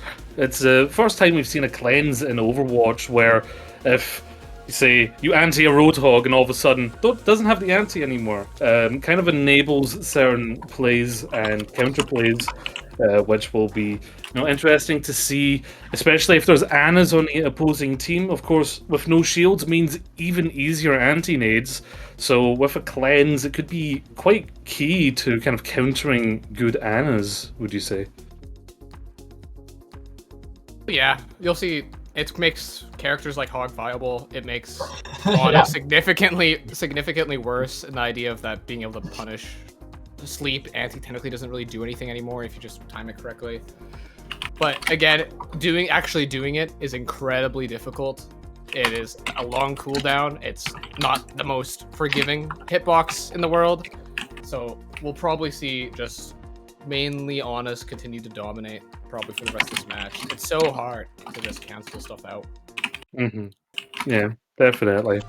And as we are looking at it, Calesio will be that first map as we head over to Rome, land of the food, but also land of push. This new game mode coming to Overwatch. Free map, so not a versatile game mode, means it's a little bit easier to practice those individual maps. Calesio, there's a lot of give here in this matchup where push has very rarely, at least from my experience, been one-sided, very back and forth. So it gives that kind of entertaining feel as you guys head into Calesio. Whoa! Yeah! Probably the second best push map out of the three. Out of three. Out of the three. A very solid second best. Oh! Let's fucking go. Oh my god, this is a good Neil lord. Couch cast. Where do I? Okay, They are LCS not walking Mercy. running it. They are not running the JQ, and they are not running the Hog. I know for a fact that I'm gonna do unspeakable things if they run out on these comps. I think if Pyromaniaks play Hog, they win. That's my take. Yeah, that's you think so, man? No, they're so boring. They're stopping we're- already? This is so Never sad. seen this before. They should have just given it one pipe. Give I it like one the pipe. Widow pick. The Widow pick's kind of real. I am a fan of Whispers on the Widow. Quite a solid pick on first fight because it doesn't really end. Oh my It god. ended. It is. It ended. Okay. Oh. Vinny Family Guy is not happy about that Already one. tilted. Lily already deafened. That's crazy. Classic Lily. This is a free first fight. Yeah, they'll get a little bit of earlier push. energy advantage. Oh, that's Midster coming into play. Midster You're gonna see that a cut. lot. No throughout more the bubbles series. left. Very mid player. He gives away a lot of kills like that. Because honestly, he's kind of just a feeder on Lucia. And it's Nox- so easy for a phone. He's like Nox the greatest are player of so all good. time. Nox pressing W key is kind of cool. That's innovative. That's innovative. You haven't seen that before. What the? Alright. Moving into the second fight, nobody actually up to 50% of the roll yet, so we're gonna have another completely dry one since that first fight was so fast. Shot used, bubbles going out, a lot of pressure on the high ground. Wiz has high charge, but he's just going to sit there. Yeah, he's just kind of sitting on lower, I don't know. He's chilling. Big Oh, anti. they're- Big anti. Oh. They're just dropping on him, doesn't matter. Good Hold bubble. on. Midster in the back line. Oh, Midster. Mister One. does not get his one. He does not get Maybe his work one. on that. Mr. Feeds again. Oh. Good anti-dive. Good cover dive. Good cover dive. Guys, like, you see the bubble? He pressed the E The, key. the bubble And the management E key. from the bubble management from Worst Cast. Crazy Wow. bubble magic where you press the E key on the support character and they don't die. It's crazy. Unlike a lot of other players. Really, really hard to do that. Really, really hard to do that. Personally, I've never seen a Zarya do that before. No, me neither. Alright. Oh, we're gonna see the first Whoa, one coming up. the The walls- sights. the Can we walls are up. please? Walls barrage. The walls are active. The walls are active. Oh, Oh my walls god, got infinite one. value with the walls. and there goes Vinny Family Guy. That's gonna be another free fight. I mean, the Widow just kind of does that, as long as they're not like punishing you for playing Widow. Yeah, they Maybe do I'm just say crazy, but like both going levels like for the Widow. maybe go like double. Maybe go like Diva, Tracer. Tracer. Phone has the nano Oh, blade. That's another guys- free fight dashes one. all the way past. But they won the fight because they pressed the Q key. It's kinda Another another Crazy. free fight one. If they can just keep cycling Widow headshot Pyromaniyak into ult. Have they not stopped? gotten an ult, and they haven't stopped pushing. Oh, is Mister gonna be the first Lucia player in history to not get a beat across an entire match? I can't wait. Oh no, that would be awesome. Personally, I think setting of records be a great Record thing. They for might this just match. get another free fight off this grab. Let's see it. Oh, what's happening? Ooh, there it is. That's two. Misha's going in for the Widow? Oh my god! That's Mister coming in. I'm going Shoreline Pie. Kind of owns him. That's crazy. Kinda owns him. No way. Okay. Well, Oh, I need them to cap. I need them to cap so bad. Wait, please cap. Please cap, don't There's please. no way. They have 5 volts. There's no way, right? 5 volts? I don't see beat online. They even oh my gosh! Wait, kill him! Go let him get beat! Look at beat! Look at beat! No! Okay, good fight, good play. Massive blade, good Fury Wall. Now it only took them 4 ults to win that fight. Only 4 ults. They only had to use 4 At ults. 138 meters. But it's okay because they still got 6 minutes. They got half the time. They could do the same thing. Yeah. They have more to do it, in fact. Actually, name one time Pyromaniacs haven't done this against Nox so far this season. You know, I couldn't name one. I couldn't name one. You really can't. It's just impossible. Oh, they swapped Tracer, but they're already kind of off the Widow. Yeah, there's off the Widow now. And Yahoo's good. The crazy aggression as Vinny Family Guy is ego dueling the Sojourn. Oh, there's the beat. The 45. The beat in the. They're turning it. They're turning it. The beat to peel. Good beat. It's not bad. It could be the worst. They have I a free think blade Nox, now. No, they can't win with Nando. Okay, good fight. Good beat from Meester, keeping them in that fight. Hey, the beat does win the fight for them. They're gonna get here. Now they have Nano Blade. And they're on the board. They're on the board. Oh my god, they can win this. That was the one ult that they had for Pyromaniacs to stop the Nano Blade coming in, so I think they're just gonna get this Nano Blade, and if they kill, grab the next fight. Yeah, they're just gonna Nano Blade, and the bot's gonna go Vinny Family Guy, speeding they might not even need it. Wait, no, they're doing it. Okay, well, I mean, it's the safe play. Yeah. He's getting nothing. He's getting nothing. It's Mr. Cut. That's 1, that's 2. That's all that matters. Okay, yeah, that's all you it's need. fine. Okay. Phone gutter 1. It was more a scare blade, you know, a fearful blade. The threat of it. The threat of the blade is greater than the blade itself, as a wise man once said. Now we got the bot. He's gonna be donk walking Winston back to Churchill? the. Something like that. What? Winston Churchill said that one. The Yeah, threat I'm of the pretty ether. sure. Okay. Yeah, I Pulse think you're right. bomb versus the Grav here. They don't want to take that fight on the bridge. Alright, this pulse bomb better be like the biggest pulse bomb of Lily's career. And it very much Definitely isn't. wasn't. Definitely was not the biggest pulse bomb. They forced an 8. They forced an 8. They can kill the Ana now. They can kill the Ana. Ana? Oh, No, Yahoo. no, they Yahoo. can't. Oh, No, they wait, can't. the Oh over- my god. No, he doesn't have overclock. Oh, overclock. Oh no way. There it is. They're Oh, using it. well, might as well use it. Worst does fall. I think yeah, just clean That's up like the fight. the best person you could have killed. Ooh, the BM. That's crazy. Disrespectful, man. Wow. Just clean up the fight and push the bot. He's gonna be running it down. He's trying to get to his little box thing that he pushes around. Okay. Grab, beat. They got the grab and the rush. That's what I don't know what it's called. Is that what it's called? We'll probably see that. Nox abs just like playing like they're so scared, just running away from everything. They're can't playing say I to win. respect it. They're playing to win, and that's kind of cringe. I can't relate personally. There's the big grab. That's 5. That's all 5. That's but all it doesn't 5, matter. and they get 0. Oh. And the counter grab kills everyone. Hey, the Kiriko To be Suzu fair, came that in exchange, clutch there. that exchange Kiri, isn't that that's bad. Kiri Blade grab. Kiri Blade grab for grab beat. That could be worse. Could be worse. They have Nano Blade. They have Nano But Blade. Meester has the beat. He has Will like he Ajax? Don't get Ajax. Meester Don't has get his Ajax. first beat of this game. Will he be able to get it all? Okay. This is Methinks this is not his first beat. 96 to first beat. 7 minutes. You're right, actually. Okay, back in the neutral. Let's pretend like this map never started. 0-0 mentality, guys. There's in the middle. There's the second fight. Except Nox has Nano Blade. They can push the card 100 meters. There's an outblade. Bubble comes onto it. Oh, They he beat it. He doesn't Ajax. But there's He this doesn't crazy Ajax. thing This is called. big. This is big. He always he kills the Zarya anyway. There's a crazy thing called Blade does a lot of damage.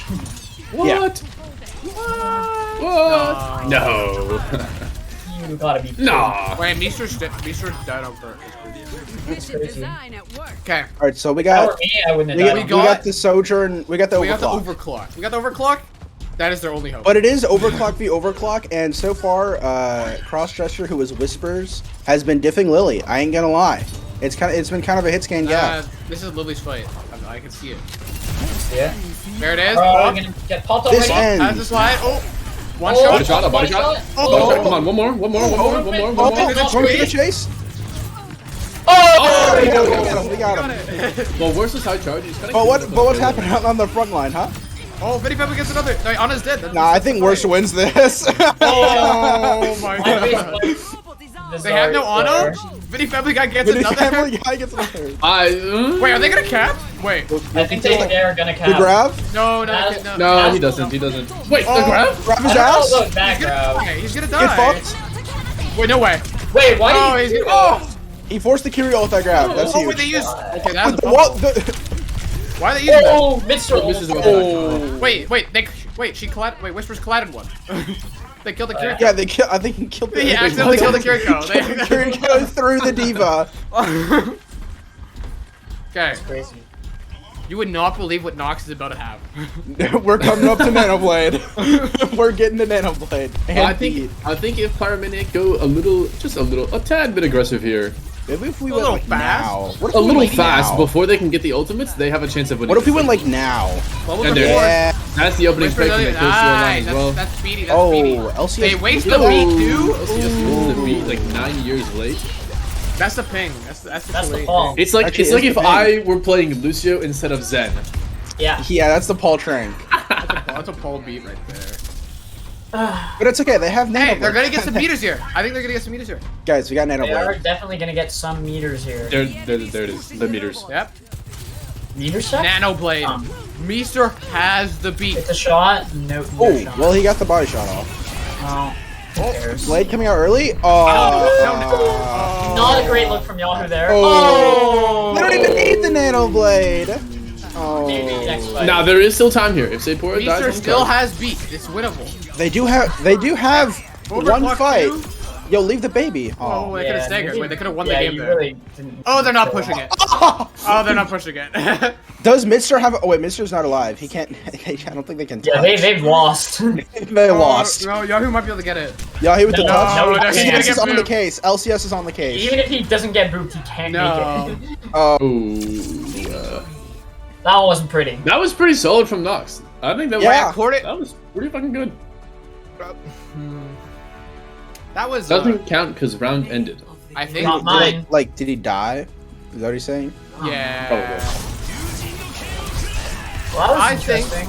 that was a map where we saw greatness from Nox and potential from Pyromaniak. Less than greatness Chill. from Pyromaniak. Honestly, I'm not gonna lie. The They did have some good moments. They did have Nox had great fundamentals, scaling, communication. I think the comms were great. I think. Oh yeah.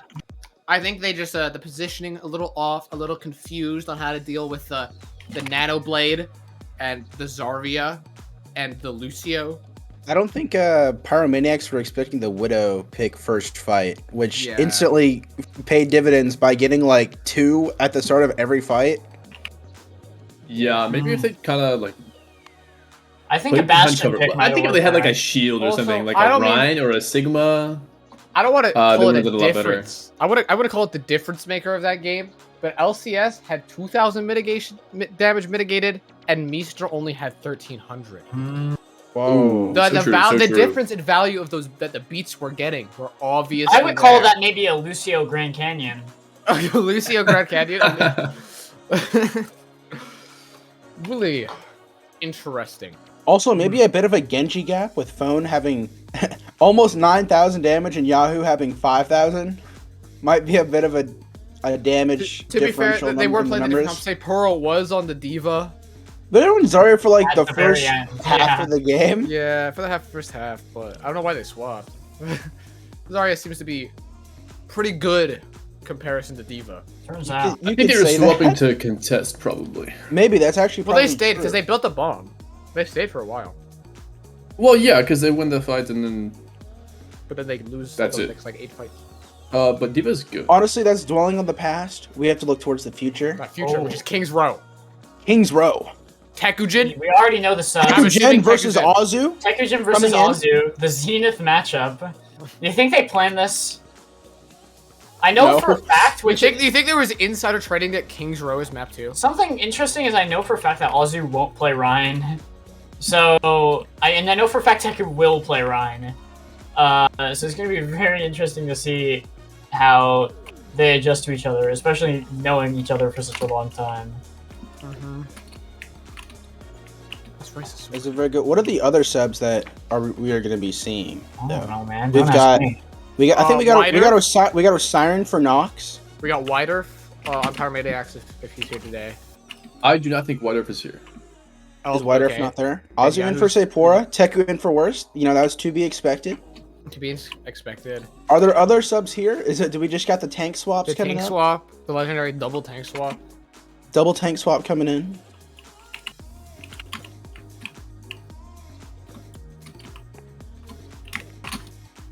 All right. So, what do you guys think? I think that I think Wi-Fi's cam is going crazy. Dying. Where is he? Oh my god, you have so I'm many turning pixels. into atoms. He's disintegrating. I think there's 2 universes that we will see today. One, Pyromaniacs play the Zarya comp, maybe okay. step away from the Kiriko a little bit, play like the Ana, and they play the Rush comp into the Ryan. So I've gotten some insider information from the man Solomon himself. Oh. Azu and Teku have agreed to Ryan 1v1 regardless of what the rest of their team is doing. Okay, I see. Who do we think comes out on top here? Nox. I think Teku. Teku, 100%. I have seen Ozu express how much they hate playing Ryan in the past. I've also expressed how much the Ryan gaps Teku. Oh. And other notable Ryan players. Ooh. It's very interesting. Interesting. I don't know if I'm inclined to believe it. I am gonna be honest. I think Teku just wins those. He is he's cool. He's the popular monster, as people call him. Yup. So true, so true. You good, man? The rice is attacking me. The what? The rice? Can we get a dinner cam real quick? Dinner cam? Wait. Dinner cam. Dinner cam. Dinner cam? I got pizza. Dinner cam. Wait. Where is it? Where's the dinner? That pizza looks awful. Okay, Well, it dinner. might be my camera. Yeah. I am dying right now. Wait, let us do this. I'm being turned into atoms. Okay.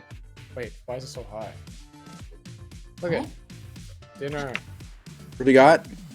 Shit, man. Rice. Is that a bowl of a thing of rice? And then I got.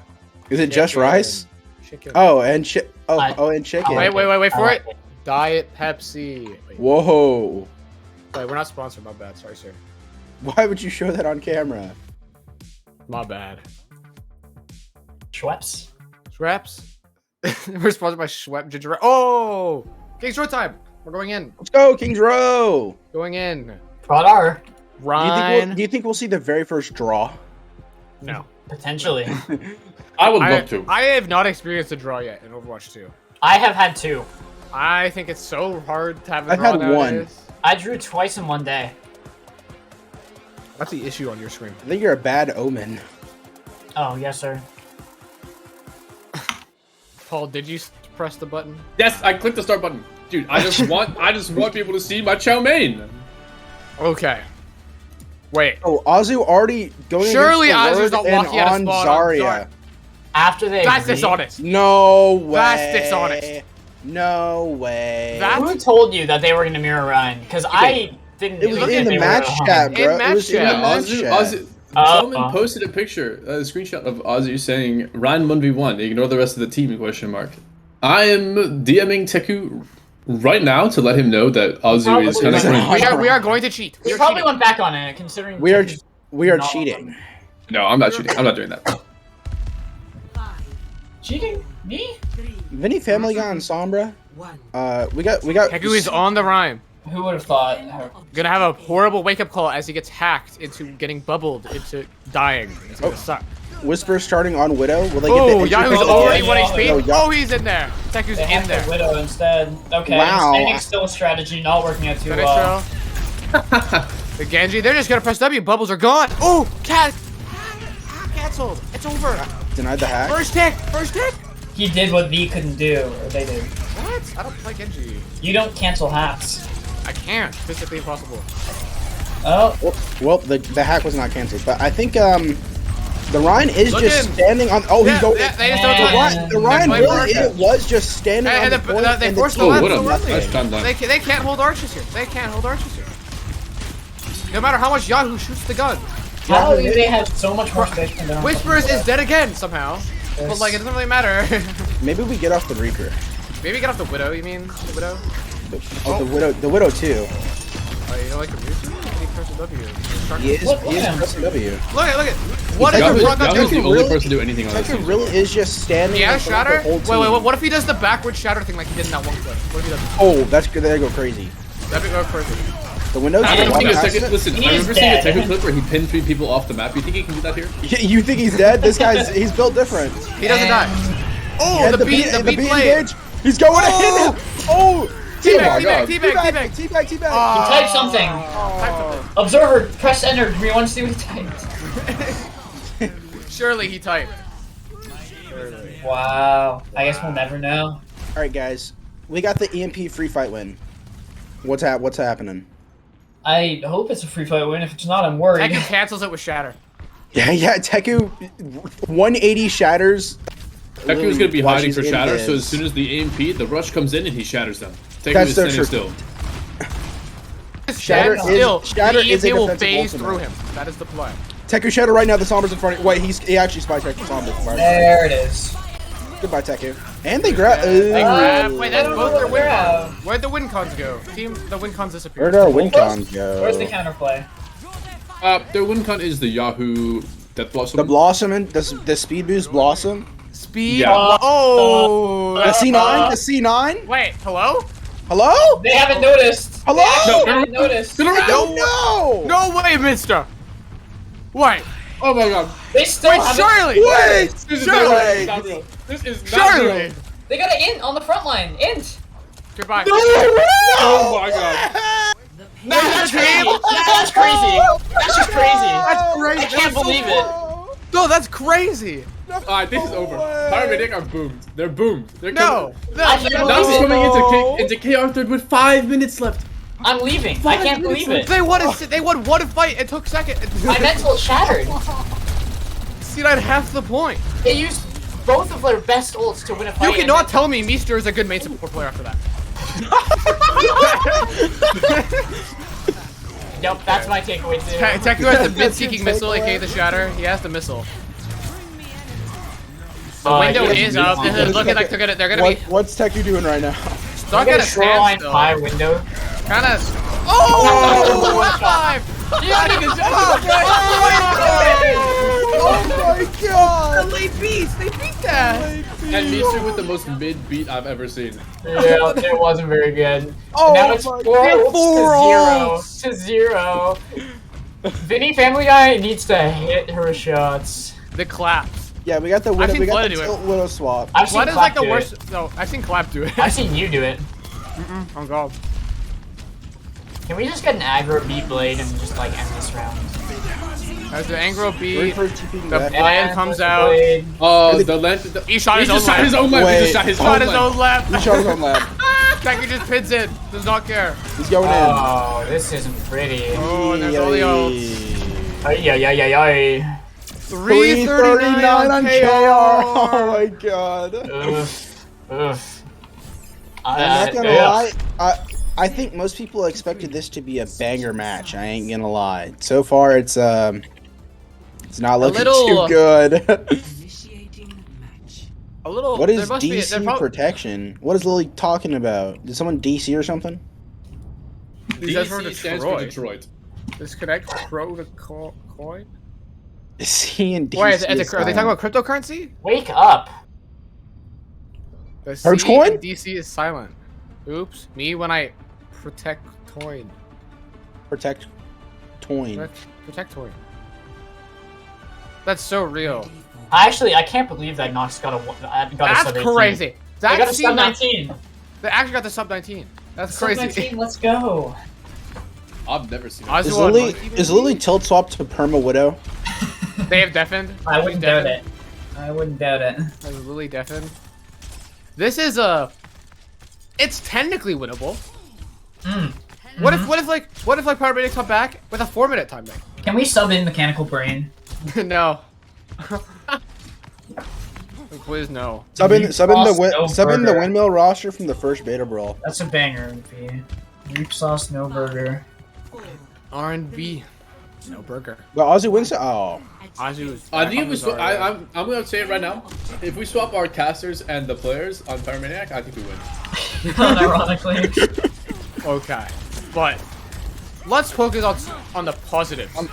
There- Pyromaniaks have oh, 4 okay. minutes to attack this first point. Okay. Oh! Okay, wait. I'm sorry. They have 3 minutes to attack this. Oh, hold on. Oh, what? Yahoo Wait, hit on those? the back. Wait.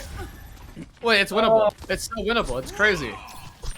So they have. Did they swap up the Reaper and the Genji player? We got Yahoo on the Genji and Lily on the Maybe Reaper on now. the Reaper.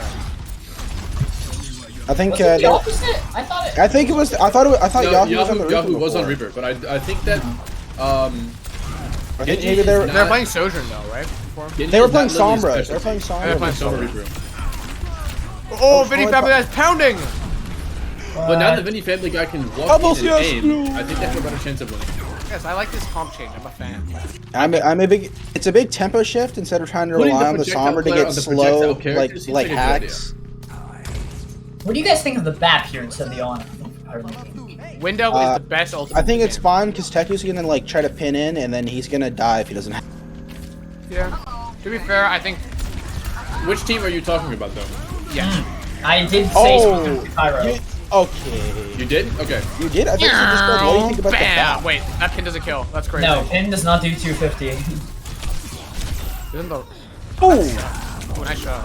Any Family Guy's in there though. She never misses. Any Family Guy never misses with the black. Bam! Bang! Bang! Bang! Oh, what the fuck? What? Dude, they're not even on arches. They literally just left arches. What? Yeah. No way they're cheating. No way, she just keeps going. What? Oh, I'm Okay. gonna cry. These teams want to make me cry. What was... This is okay for Pyromaniyak. They still have 3 ults, I guess. So it could be worse. I could have had 5 blade. ults. Yep, here's the blade. Windows He's come not beating, out. he's a Chad, no beat. Oh, he held that for so long. What a Chad. So long. What a chat. Wait, that was He wasn't crazy. in the window. He wasn't in the lamp at first. But Militia has a counter beat. This is still winnable. Very winnable. Teku is And very they low. don't get anything off the counter beat. Why is Meester there instead of on his Zar right now? Wait, where was the beat? I'm not gonna lie. I didn't see it. I didn't Meester even know. just decided to run away and not speed any of I his players. legitimately didn't even know they beat it. Yeah, I didn't see it. It was like behind. Okay. It was counter beat to the Railgun, the missile, aka Shatter. This is looking really good for Nox. Oh, You're deaf, Nox you're deaf. are on Sojourn now. So sad. So uninspiring. Maybe play a character that takes. They should go Torb and then hold E when you have it. Yeah, dude, Hold the E dude. key. Dude, they should do that. Someone should hack Malga into the game. What is that? What is that? Oh, it's over. Okay. Why? Okay, maybe a bit too much of an investment for Nox, but also what the fuck is Why that? are we trying to yeet the grab on to hit the Reaper while he's in midair? For what reason? Wait, no, you know that like Valorant bug where like, you see like a person walking who's not actually there? Yeah. It must have been that. It must have been that. Surely Ozzy doesn't eat grab. It must to have the been. right It must have side. been the controller sense. Yeah, it's the controller. It's the bugs in your mouse. They do have the Blossom here. Very valuable ultimate. Blossom could be huge here. If they use it, you gotta shoot someone. Oh! Oh, that's a big he's shot. trying to fight. No.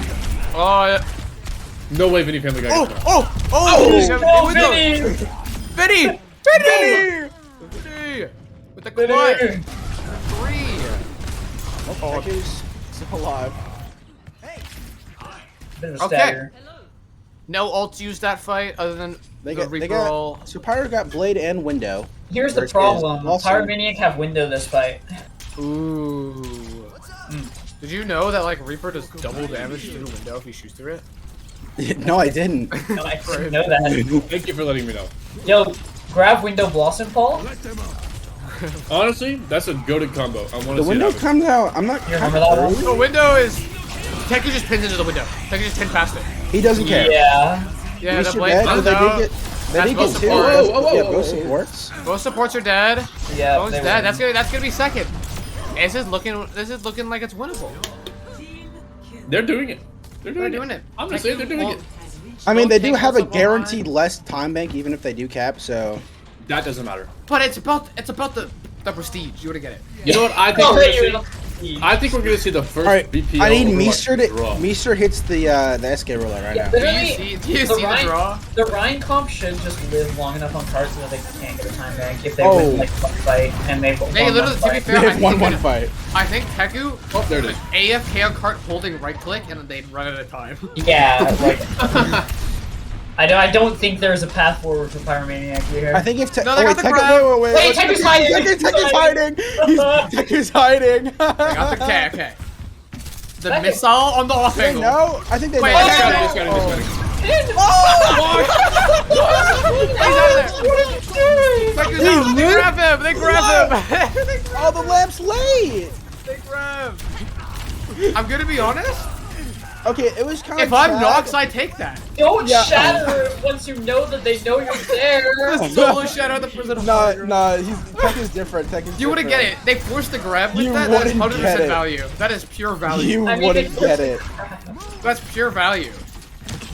Now their win con is window. They got. I think they could have like taken a much longer fight and forced the grab anyway. No, it's okay. It's okay. It's okay. They're very scared because Teku They is. both have windows. It's fine. Shoreline Pike, can we get this window out? You had it for like 3 fights. Teku is walking at them, and now Wait, they're gonna Pyromaniak window are very in 3, scared. 2, 1. Light them up. Light them up. 3, 2, 1. One Reaper has Who bubble. wants to try next? Who wants Can to they try use it? Okay, I got it. 3, 2, Awesome. 1. Use your window, please, man. They trade. Okay, Oh! doesn't matter. Okay. They No. can be. They just win this fight because they got the B and they're up at 3 or 4 on a good day. 5. Yeah, no. Good shots coming in, getting the damage in. So smart from Shortline Pie to know they did not need the They window. that didn't fight. need the window. Okay. Alright, Whisper saying hi to the mini there. You know, just good relationship building. Even now, no Zarya. No, it's always there. If you... Ah, no more Zarya. On the Diva, probably expecting Phone to have Reaper ult. That's probably why. Maybe Azu swaps to the Rhine. Oh, Misa with Block the scout. shadow So to smart fight. from him. The defensive ult, death loss. The defensive ult. The did window not comes death out, window infinite value. Diva should Oh, be Shoreline dead. Pie does die, but does get the This window. is still winnable. This is still Zone's got the winnable. high ground. Wait, they're scared. They're leaving. Wait, Shoreline Pie died? How? Yeah, Azu pressed W. Azu walking. The phone is up on the high ground, not Okay, understanding bye, the Teku. term maximum effective range. Well, now you can't win. Reaper's a sniper. I've never seen them not draw this, to be fair. To be No, fair, that's what I'm saying. That's what I'm saying. Oh, Whisper. Look Oh, at- Fleta. It's Fleta. Headshot! Wait, wait for it, wait for it. It We'll will see- happen. we'll see here. We'll see here. Chill, the window's gonna get popped. Count him. They swap off and window. back off, so back on the side. Oh, here comes He's Here in- comes the shatter, and Wow! Oh, and it's over. It's over. you didn't catch the BAP. Yahoo though, Diva, they do have bomb. They do have window as well. The window is kind of bullied. Oh, Why Teku's didn't you dead. just Teku's stood dead. in front of the Bomb. window instead of Oh, Oh, they're does gonna get cap. spawned They're as gonna well. That's good. LCS almost has beat if LCS Wait, lives. Whisper's headshot. got one. Wait, where are the headshots? They're losing. They're losing. Wait, there's a beat. Wait, Take it. wait. The Bap's one. They're on the Bap. Bap's one, Bap's one, Bap's one, Bap. Wait, He's one. He's one. He's 1 HP. They're Oh, all they're all back. back. They're all back. They're all back. They're back. There needs to be some massive killing happening right now, otherwise they will lose. Tactics back up. card. Oh, the Bap's dead. The The Bap's Bap's That's the wrong dead. way. That's the wrong way. The Bap's dead. I was just at the Teku's Oh, one. Teku's one, They Teku's have one, Lana. They've Teku's Lana back in squad. They're shooting the Ana. Lana's alive. Why on it? No one's shooting at the Ana. No one's shooting. To build the nano. To get the nano. That's so lame. They found a guy with the clutch. Oh, Teku got one. The bomb. No the support. second bomb. No, the second bomb. Second bomb of the fight. The Reaper's back. The Soldier's The Reaper's back. The The Soldier's Reaper's back. back. The Boston. It's Reaper Soldier, Reaper Tracer, Diva. The clutch. It's a shot. The shots. The shots. Oh, he's dead. He's one. No way. That's a 2-0. What a clutch from Crossdresser there. Holy moly. Whisper's popping off. What? I don't want to call it a fumble from Pyromaniacs, but as That was predicted, inspiring. technically, I was inspired, honestly. I was inspired that game. Dust, can I put Mythic next time? Yeah, sure, man. Thanks, man. Thanks. My ride's better than yours. Oh my. Oh. Remind me, who's Ryan 1 sub 25? Not mine because I wasn't on it. So doesn't count. Yeah, that's what I thought. Why is my cam there? It's crazy. Hey, Paul, how's your Yo, what's cam? up? I don't know. I don't know what's wrong with my cam. I just want to show the world my chow mein. I'm the one with the most normal cam, and I'm like pink. I'm literally the inside of an onion. Jesse Pinkman. Get it? Who's pink? Get it? So funny. You know, what if I changed my Discord profile picture to my chow mein? That might work. At the play, well, we just saw definitely a showing from Pyromaniacs. If you guys were to I did expect more from them. I'm not gonna lie. if you guys were to put a few player of the match candidates, who would you think? Some candidates. Whispers. Whispers 100%. Yeah. I think you could put LCS had a really good game as Lucio, I think. If you want to shout out a player. He was really solid, especially in the matchup. His beats were always getting value. He was never dying first. It was overall pretty good gameplay. To be fair, did not have to play against Sombra. Kinda sucks when you do. And Whispers gets it. I'm okay with that. Yeah. Whispers Yeah, makes sense. Whispers did kind of win them the first Definitely map. a shooter. And Definitely then Whispers did kind of win them the second map. The Widow kind of went crazy. Yeah. Widow popped off on Coliseum. Multiple maps. Really good overclock usage and overall like solid play on King's Row. Lots of punishing plays, really like making sure Izu couldn't do much on the Zarya and not giving her any free space. Whispers did get that C9. True. That too. That was funny. I bet you that one's on the Twitter right now. That one's on the Twitter. Yeah, that one's going on Twitter. For sure. Yeah, they're never gonna live that down for the rest of the season. They're gonna be like, "Are you the team that C9 half of King's Row second on the first game of the season?" Yeah, there's a very, very good match there. Although maybe not good for the reasons that we expected. There were a lot of different styles, a lot of different characters. Thought it was fun. Fun match overall. Pretty honest Overwatch. No Sombra gameplay, so. Thank God. But. Oh wait, there was Sombra gameplay. Fuck, I'm so sad. Was there? Oh, there. Oh my God. Interviews. There's people here. Whoa, there's people? Taco What gun. were the comms like during the C9? We saw Whispers in the back on the payload, and they said feed for me, and we said, Yeah, oh okay. I So kinda figured. we just started inting. I hid in the mega room to try and draw some attention, and they they just kept it. In Pyromaniac's POV, that's just how you've been playing as Ryan the entire time. So nothing new. You know, they didn't suspect anything was amiss. Yeah. How about that? Well, who also How about here? that? Whispers is also here. Whispers, what I are got your mine. So what is man, what is the reasoning behind the Widow first fight pick on was it Coliseum? Yeah. Widow first fight. I think Widow in that little area is actually really good on defense and attack, and I think it's going to be played a lot because you can just grapple in and then you just have like free LOS because they can't move outside of that area. You know, honestly, that's fair. You That's did fair. like kill one every fight as Widow, so you can't argue with. Can't argue with that. You got yours. I also had the Meistering happen, so That guy- a couple we of don't those talk about fights. Yeah, let's not talk about Mr. We don't talk about that guy. Yeah. So I have a question for our winners. Did you think it was gonna be that easy? I mean, so it was kind of weird because we had scrimmed this team 2 times before we got our team assignment for our first match, and they happened to be it. And we'd been doing pretty good in scrims against them. I think that we expected to win it. It's just I don't know. I think something was wrong today for them. No flame. Just like they put up a better fight in the scrims that we did. So I wouldn't use that as a litmus test for what they have to offer for the rest of the season. Yeah, I also think a big part of that was Deku just scheduling like a bunch of scrims so you could get like coordinated as a team, and I think that our team synergy is really good right now. Hmm. I Such can definitely as see that. Nox versus Mechanical Brain. What you're saying is it was a managerial difference. Yes. Well, no, not exactly. I mean, like, all right, there was no like. Oh, so you're it's not saying like you had the worst manager? no, That's I'm, spitting, no, just spitting no, right I'm- there. So do you have the I'm best not- or the worst? Spit it out. Yeah. Okay. I'm saying that our manager One or is the good, other. not that the other manager is bad. Is what I'm trying to get at. Sounds like a cop out to me. No, our manager is really good. I just think Talk your shit more. Come on, let's hear it. Come on. I think the extra preparation was really good, and I think that I'm not sure if every team has that right now. And I True, think that we Dust is had a horrible bunch of at scrims. That's real. What? Now blink twice if Teku has a gun to your head while you're saying. I don't have webcam on, so nothing can be proven. But, of course, it's not true. What a coincidence! What a coincidence! Right. And Teku gets away with it. Makes It's okay.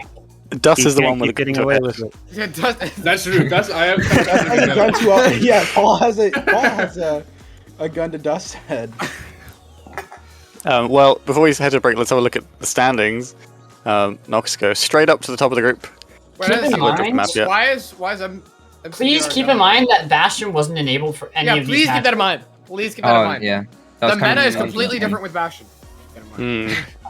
Proper did play Interesting. Bastion today, so He did, and also Bastion shits on Zarya, which is like what everyone OTPs. So. I actually have a Makes you question think. for I have a question for the where did you get the Balloons TD plushie? I would like I ordered I it. would like- I pre-ordered it. It's an exclusive. It's Quincy like one of like a plushie. thousand. It's like Oh, one of like 1,000. And Oh, it's I okay. pre-ordered it 2 months ago, and it came a few days yeah, ago. it was on the Oh. Bloons GD website. Yeah. it was Oh, I missed out. I missed out. Yeah, it's so cool. You can take his hood off and everything. It's so cool. I love Quincy. He's Quincy, son of Quincy. Such a Quincy. Nothing gets Have you past his seen- bow. Nothing gets past you- wait. my bow. Oh man. Have you seen Benjamin? There's that Benjamin plush. I'd love to have a Benjamin plush. Oh, I hope so. Okay. Well, I will let these guys talk more about their favorite balloons plushies in the break. Next up is another match that I don't have on here. That doesn't It's matter. the Meow Militia versus Old School But Cool, the other A-League match. Also on the B stream, Nuclear are 1-0 up against Strawless in C-League. Wow. We're back for the next match after this break. Don't go anywhere. Bye bye. Wow. Crazy.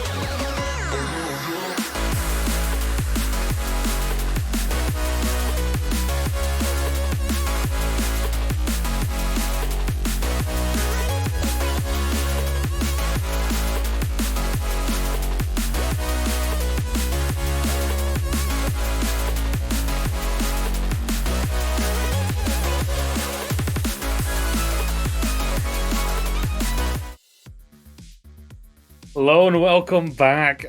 What a crazy match that was.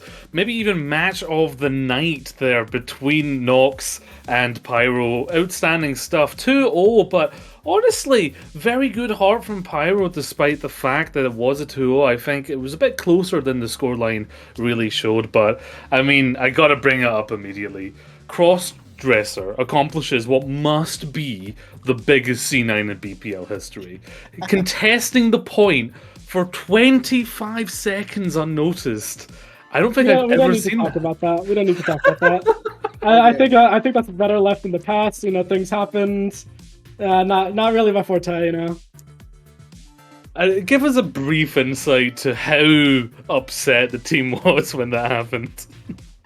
You know, my thought process was we were winning the fight, and then I hear my Mr. Meester, just start screaming C9, and then it happens, and I'm sitting there, just like, it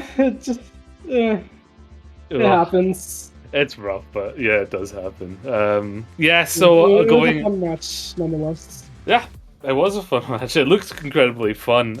Up next now is Meow Militia versus Old School, but cool. Before that, though, we are going to have a little look at the C League, as there has been some games going on there. Still in progress on BPL_2, that's twitch.tv BPL_2, is Nuclear versus Draw This. Funnily enough, they're drawn right now. But there was a match earlier where the Academy of Umfi won 2-0. So there's a little look at the C League matches, and going forward, how are you feeling about this coming up match? I'm pretty excited. I'm really interested to see what Meow Militia does. There are a lot of unknown players, or just like generally more quiet players from BPL. Old School plus Cool, definitely more well known with player-wise in the community. Yeah, the match of the... Oh, sorry. I don't know if you're... No, go ahead. But yeah, it's like Azu said, definitely some known names, but a few unknown names. Like two I see in particular, Frozen and DSP Danky. They're gonna have to maybe step up, but Meow Militia is the big question. There are a few players that have played BPL before, but you know, big unknown team, and it's their first time in BPL, so it'll be an interesting, match.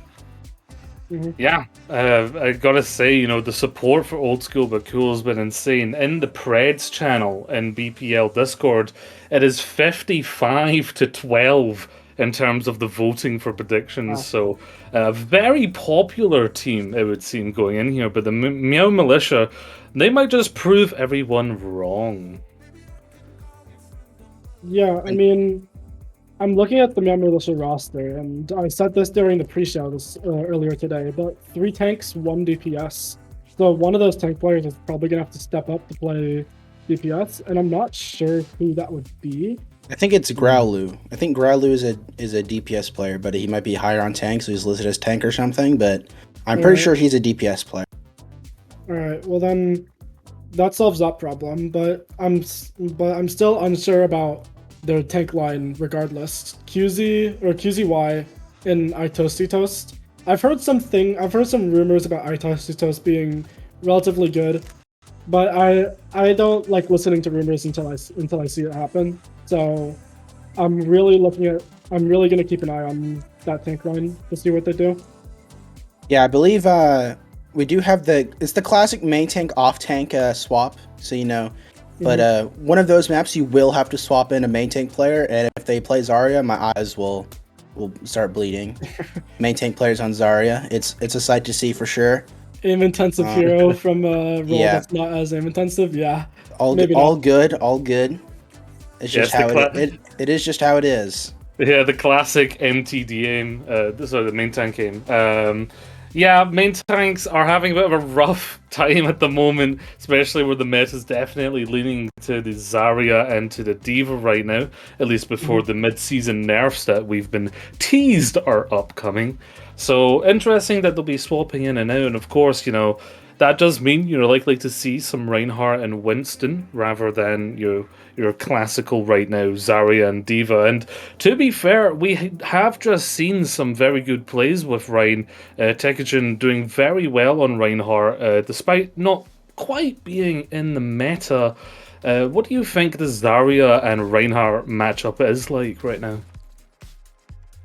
Mostly for me, the Zarya theoretically kind of just owns any tank matchup right now. Zarya is very, very good right now. So, like theoretically, the Zarya should walk all over the Reinhardt.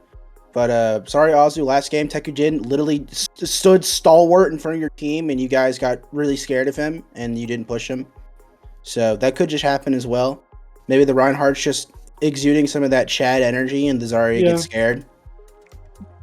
Yeah, it's really like double-sided coin with like Rein versus Zarya, in my opinion. Both tanks heavily favor taking more brawl, aggressive, in-your-face fights. Just one of them has a shield, the other one has bubbles. So it's definitely a very interesting matchup. I also agree that Zarya, theoretically, in a perfect world, beats Reinhardt and basically every other tank. Unfortunately, my team was not in that perfect world, but it is what it is. Yeah, these things will happen. Of course, it's all about the level of the player as well and what they're comfortable with, because, a very good Reinhardt will still find those areas where they're able to get those plays. I found that as well with Winston's, obviously Diva right now is just built for everything, but even Winston players have found a lot of value with that bubble, because now the bubble is one of the very few remaining shields in the game. Yeah, definitely. It seems like we're getting ready to go into the match though, with New Queen Street being the first one. Yeah, New Queen Street, one of the new maps here in Push. I've seen very much it lies into that Zarya, into very brawly compositions, so that is likely what we will be seeing here between Old School But Cool and the Meow Militia as we head into our first match in New Queen Street. Yeah, Meow Militia here. I think Bun Bun is filling for someone on their team, so they are currently down one player. But we did talk a lot about the Meow Militia early on, but we didn't talk about Old School But Cool as much. Chasey on the tank, kind of a menace. That guy plays like every tank in the game up to like the same level. So, it doesn't really matter because he's their only tank and he can just sub in whenever. Ahi, menace on the Reaper. Reaper OTP, you'll never see him swap off that character. Paul, a legend in his own right. I've seen the Ahi soldier. I have seen it. Has Ahi played the Soldier 76 before? I have seen it. So we are going to see the initial Zarya versus Zarya matchup. Not too much to be expected. Old School But Cool going to be taking this high ground early, and Ahi's going to try to get set up to try to get some picks. We are seeing the Ana versus the BAP, and that could prove dividends depending on how the team decides to play each other. The BAP is going to want to try to outlive the Ana, like whenever you dive on him. He does have that shift, which gives him immediate 100 HP and the lamp. But early damage coming out. Bunman already 40 to their thing, but Chasey's going extremely low right now. Just trying to live, and they're just trying to isolate one target. They found Bun Bun, but he's gonna go down. Bingo with a huge clutch. Bun Bun, I think with the headshot with the railgun is gonna, snipe Chasey down to 1 HP, and that'll just be the first part from Meow Militia. I mean, yeah, that's a pretty quick first fight, honestly. Taking things a little bit slow to start, but as soon as Chasey goes down, the rest of the team follows. I was initially a bit hesitant to what Meow Militia were doing on that low ground. Usually you want to take that high ground position above the objective, but Meow Militia played that really well, forcing Chasey to have to drop and try to chase down Bun Bun on the Sojourn. But now we're heading into this next fight. Old School But Cool sitting in that shop area and then turning out. Chasey immediately goes down. Yeah, quick death coming out from Chasey, not having much of a good time. Ahi 2 HP, trying to run away. I think the main difference that we're seeing here is the tempo being set. Normally, I would expect I'd expect Meow Militia with the Baptiste to try to play a little slower of a game. It looks like that. I mean, that's what they did in the first fight, but Old School but Cool running this Ana have to be looking for huge antes to set up their team. And if they're not landing antes and they're not going fast, the Ana, the map just outlives the Ana. Like, it will just happen eventually. They will out-sustain the Ana in every way possible, but they do have the Nano first, but Meow Militia do have... Ahi dies immediately, but they're going to try to commit to this. Chasey calling for the Nano. Going on Bun Bun, they really want that pick, but Dubu does go down to iToasty. The beat's going to have to be committed, and the grab is going to be committed too, and they haven't even won the fight yet. Mushroom's going to drop the beat, and the window comes out from Bingo. The grab's going to come out. This should be a clean-up grab. I expect him to die. Yep, the Growl's going to even invest the blade just to finish up those kills, and it's just Ahi on the cart left, and man, that was an expensive fight from both teams, but when Old School but Cool used their ults, it just seemed like they weren't able to get anything with them. Yeah, it felt like Old School but Cool. Ahi went down early and the panic set in. Paul went for the early nano engage. Chasey wasn't really in a good position to get any advantage off that, so you have to push real early. Here's the overclock coming in from Bun Bun, looking to get a pick. Is able to chip down Chasey just enough to get the kill, and Bun Bun also finishes off Dubu. Yeah, quick fight coming in from Meow Militia. They just want to use that ult advantage to try to push the cart even further. Ahi did go for the Death Blossom and got negative value, I do say. So, you know, it is what it is. Chasey gonna make the swap over to the D.Va now. I'm not sure what the D.Va accomplishes that the Zarya didn't. Maybe he just wants to, you know, a little bit of an easier time flying as opponent, but he is already half HP. Dubu with the blade goes on the Sojourn. Rookie mistake. Sojourn's gonna fly away. But Paul did get the nade landed on Bun Bun, so, you know, I would expect this to be a fight loss because they lost the majority of their damage. Unless iToasty commits this grab, they did get the D.Va mech out, but I would expect that to be the fight. They are able to find the D.Va mech and Ahi now, and Dubu's really low. Wait, Chasey goes down too. Yeah, wait, he's just going in. He's going in. He's just going in. He's going in. Paul to sleep. Paul has to sleep. Run away, Paul! It shouldn't matter though. He wakes back up, gets the bubble. Yeah. Run away! Oh. And during all this time, they're still getting point presence pushed up. Old School but Cool down their Ana. They have to make something happen. They have to make it happen fast, or else they're just gonna get slowly walked up by this high charge 100 energy Zarya. This Zarya is just actually walking at them right now, and there's nothing they can do about it. The D.Va cannot DM the laser beam, sadly. Nano D.Va gonna come out onto Chasey, gonna try to run down on these supports, but he's not getting the picture. Now Farmer, or Bingo, sorry, does go down. iToasty, you know, electing, let's just not grab this. Or there's 5 minutes left and they have pushed literally 0 meters. Let's just not use anything. Thoughts? Yeah, I definitely agree with that decision, especially 5 minutes, 120 meters to 0. At this point, you literally just play keep away. Most people would just call the map here. You just have to win 1 fight, and then they win 2, and then you win 2 again because you have spawns. Yeah. It's not even that they have to win 1 fight. They literally just have to sit on the cart and not die until the cart, until the OTs start spawning. Then you can just win the fight for free. So honestly, expecting not a whole lot. I mean, Bingo is just he's doing so well at living, but Growl's gonna commit the beat just to get the beat out, and Chasey's gonna commit the bomb just to try to get some space gained. But iToasty, he's not going to use this grab. He's smarter than that. We're just going to, we're just stalling the fight. Meow Militia, we take those. We take these. We're just going to stall it out, and they're still going to win the fight. I mean, I don't know. Old School but Cool are using these ults, and they're trying to win up the fight, but they're just not winning it. There's the Aussie Blossom, though. Yeah, commit the Blossom. They do win the fight. We are going to see what... We got meters on the board for Old School. We got meters. We got meters. We got meters, but they have 0 ults. I guess they have Nano, but... They do have Nano Blade coming up, but they're going to have to make it happen fast because Bun Bun has the Overclock, iToasty with the Graviton Surge. Literally, all that has to happen is that iToasty gets 1 with the grab, they win the fight. That's all that needs to happen. Just looking for a solo grab on anyone here, try to win the fight. The Nano's going to go out on Chasey already, but... Chasey did just abandon his entire team to try to go in the BL, but looks like it's working out. Yeah, it's gonna pay dividends because Chasey's just gonna mop up the backline. Yeah, that was the grab we've been holding on to all fight. Oh, Dubu going down is not a good look. He's gonna be in that old spawn, and it's gonna take him way too long to get back to his team. So they're gonna have to back off after getting this checkpoint. if they even get it, Growler might decide to try to contest the butt scratch, but I think he's smarter than that. Yeah. But So yeah, now- we're just gonna chill here until Dubu hopefully gets back in time for this blade, but they do have the beat to contest it, and Growl's coming up on his blade of his own.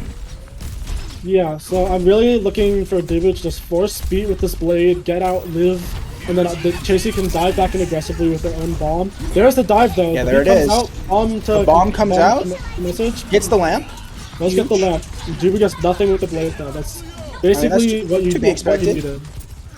To be expected, didn't die in the blade, and the window comes out. They're just able to back up. The window isn't at an incredible angle, and you know they're just looking. But Chasey does get mech'd. That will probably be the fight unless they decide to nano the Reaper. He's going in. Oh, he got obliterated.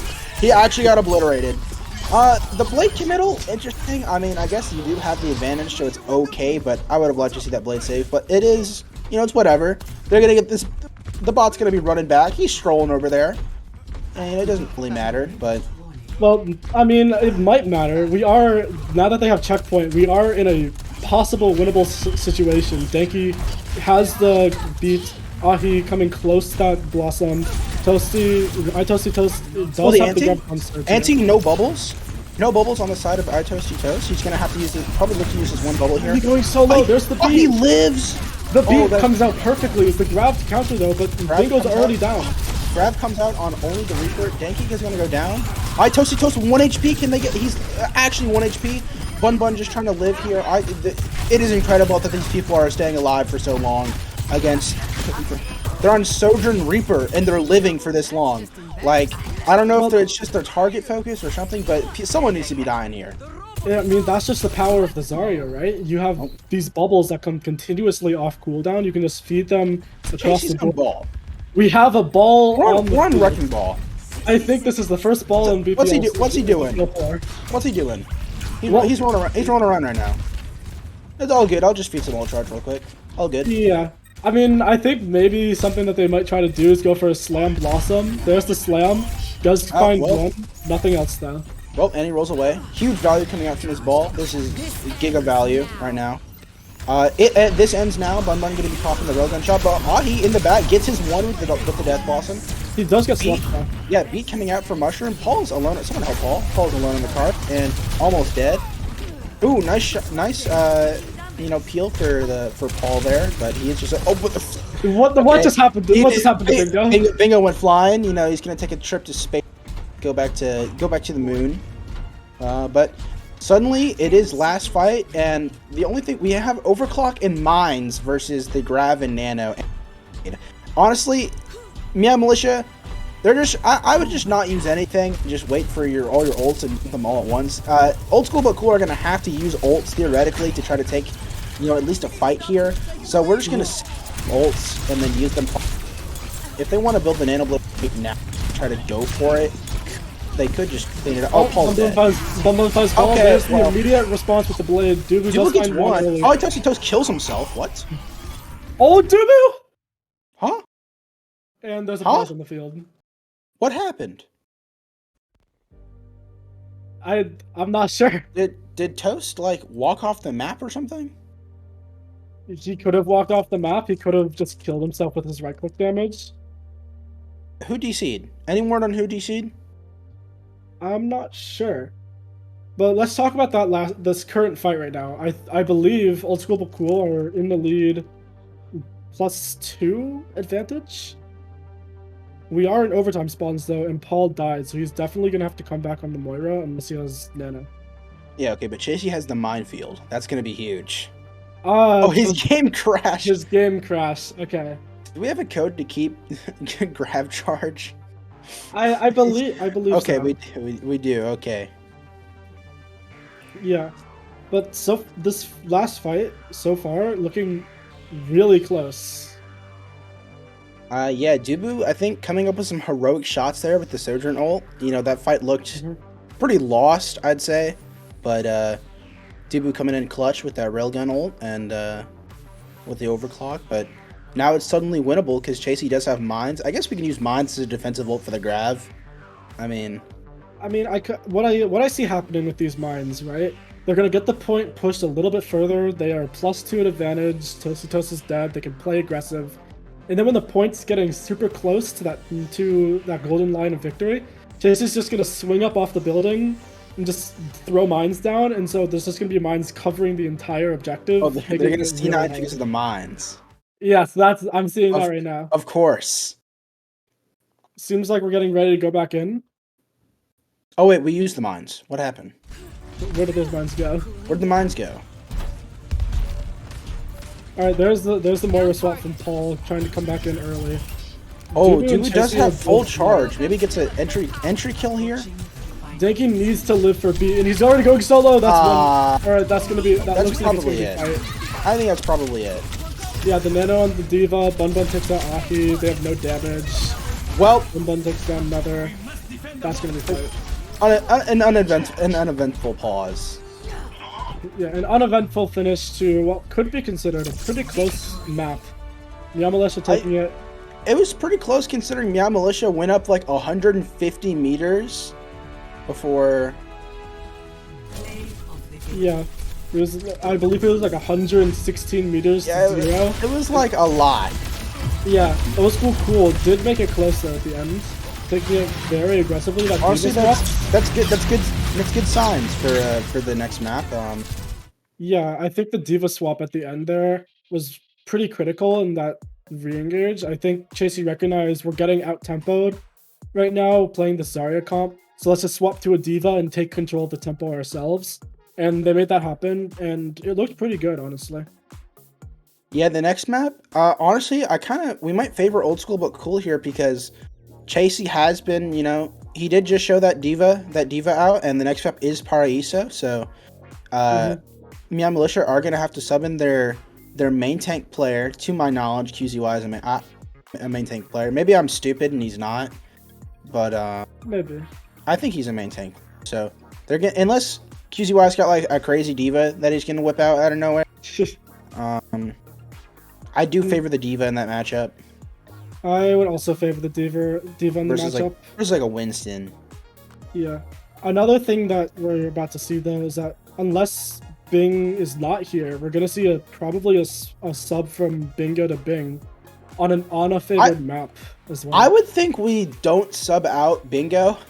I would assume. Anything could happen if I think they're really feeling the Lucio. They might want to. I personally do think Bingo is just the best support line on the best support player on their team. So honestly, we keep him in no matter what. I think we get the Bingo backline. That goes kind of hard. That's going to be hard to cast.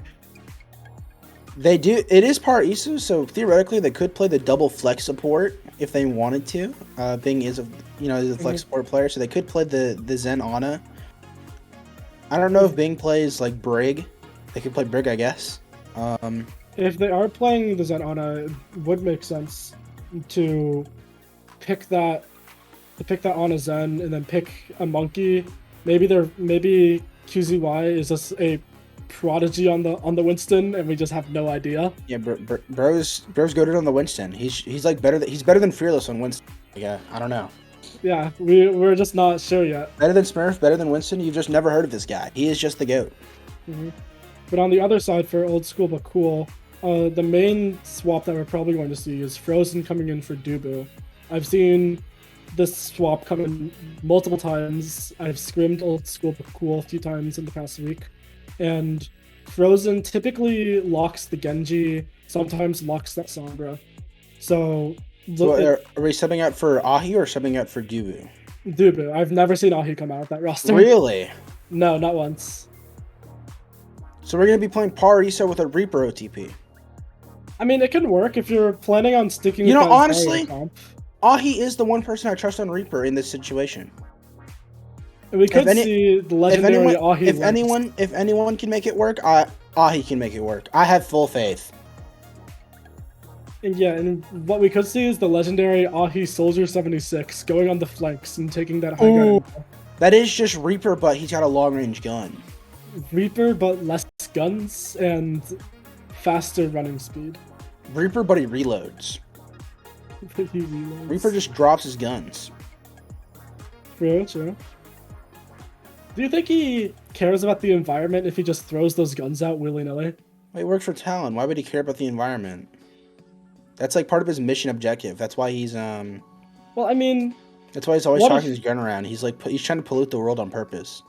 Talon might be like a terrorist organization that's hell-bent on bringing world domination. Okay, but in their eyes, they're the good guys. True, but they could be environmentally friendly. We don't know. We don't have the lore. They love recycling. Yeah, They're love big recycling. fans of Recycle Day and Earth Day. Yeah, we don't know the lore. We need to know this. Get me the info. I need to know. Get the lore writers on whether Earth Day is a widely celebrated holiday by Talon or Overwatch. Though I need to know now. This is like this is the gospel, not the gospel, but like the hidden knowledge that we just gotta know. Of course.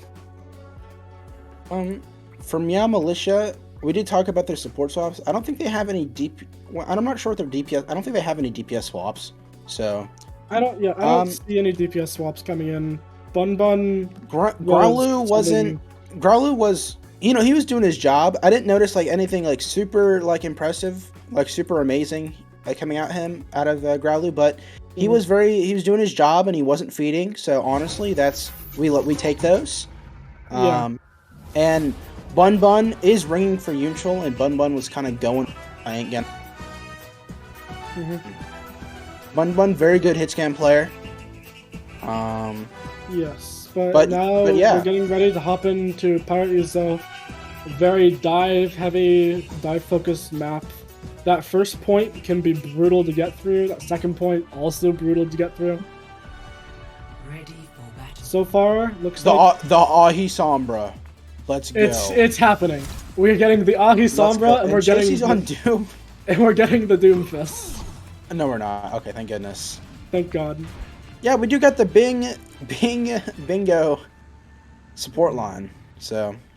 The bing. Oh, and QTY is on Diva. So everything that I talked about, the main tank versus the off tank matchup, just doesn't matter. It's okay. Not everyone can be right 100% of the time. It's okay. I am very looking forward to seeing Ahi play this Sombra. I have not seen him play it at all. QZY says, Ahi, you are like an ant. I am eater. Interesting comments, but... Interesting comments. We'll have to see if QZY can back up his words. Here we go, coming into this first map. It's practically a mirror matchup, except for that Sombra versus that Sojourn. Oh, and Bun immediately dead. slides up onto the high ground and dies. Classic. I mean, when you're playing this anchored DPS, you don't really want to be doing that. I think Yeah, the game I plan think was... we just want to get the sustained damage in instead of, Oh, Paul died somehow. Yeah, when you're playing that anchored DPS, you really want to be looking for just slow fights, getting your rail charged up. But Paul dying does mean that Oscuro Bakul are going to have to back up and give a lot of space. They're even just backing out of first point entirely. I think they're just going to back up to try to get the kills in and then go for the retest here. He is looking to him. Yep, here. Chasey, we're going to try to go on the Force right now, or the Sojourn. Chasey is half HP, and they did get the tick out of that, honestly. Tick gained. Paul died again. Paul died again. Kernmaster down. That's Kernmaster down. All your support's dead already. Your healing is down, and then Chasey goes down immediately after. I mean, that's just going to be first point right. Honestly, light work from Meow Militia. Just taking that first fight. They may have lost Bun early, but trading for Paul is literally the perfect thing that could have happened. So pretty good. I don't know if it's like Paul's playing. I don't know where Paul's playing to where he's just getting sniped by Bun like or dying to their DPS every fight. But maybe we play a bit more back.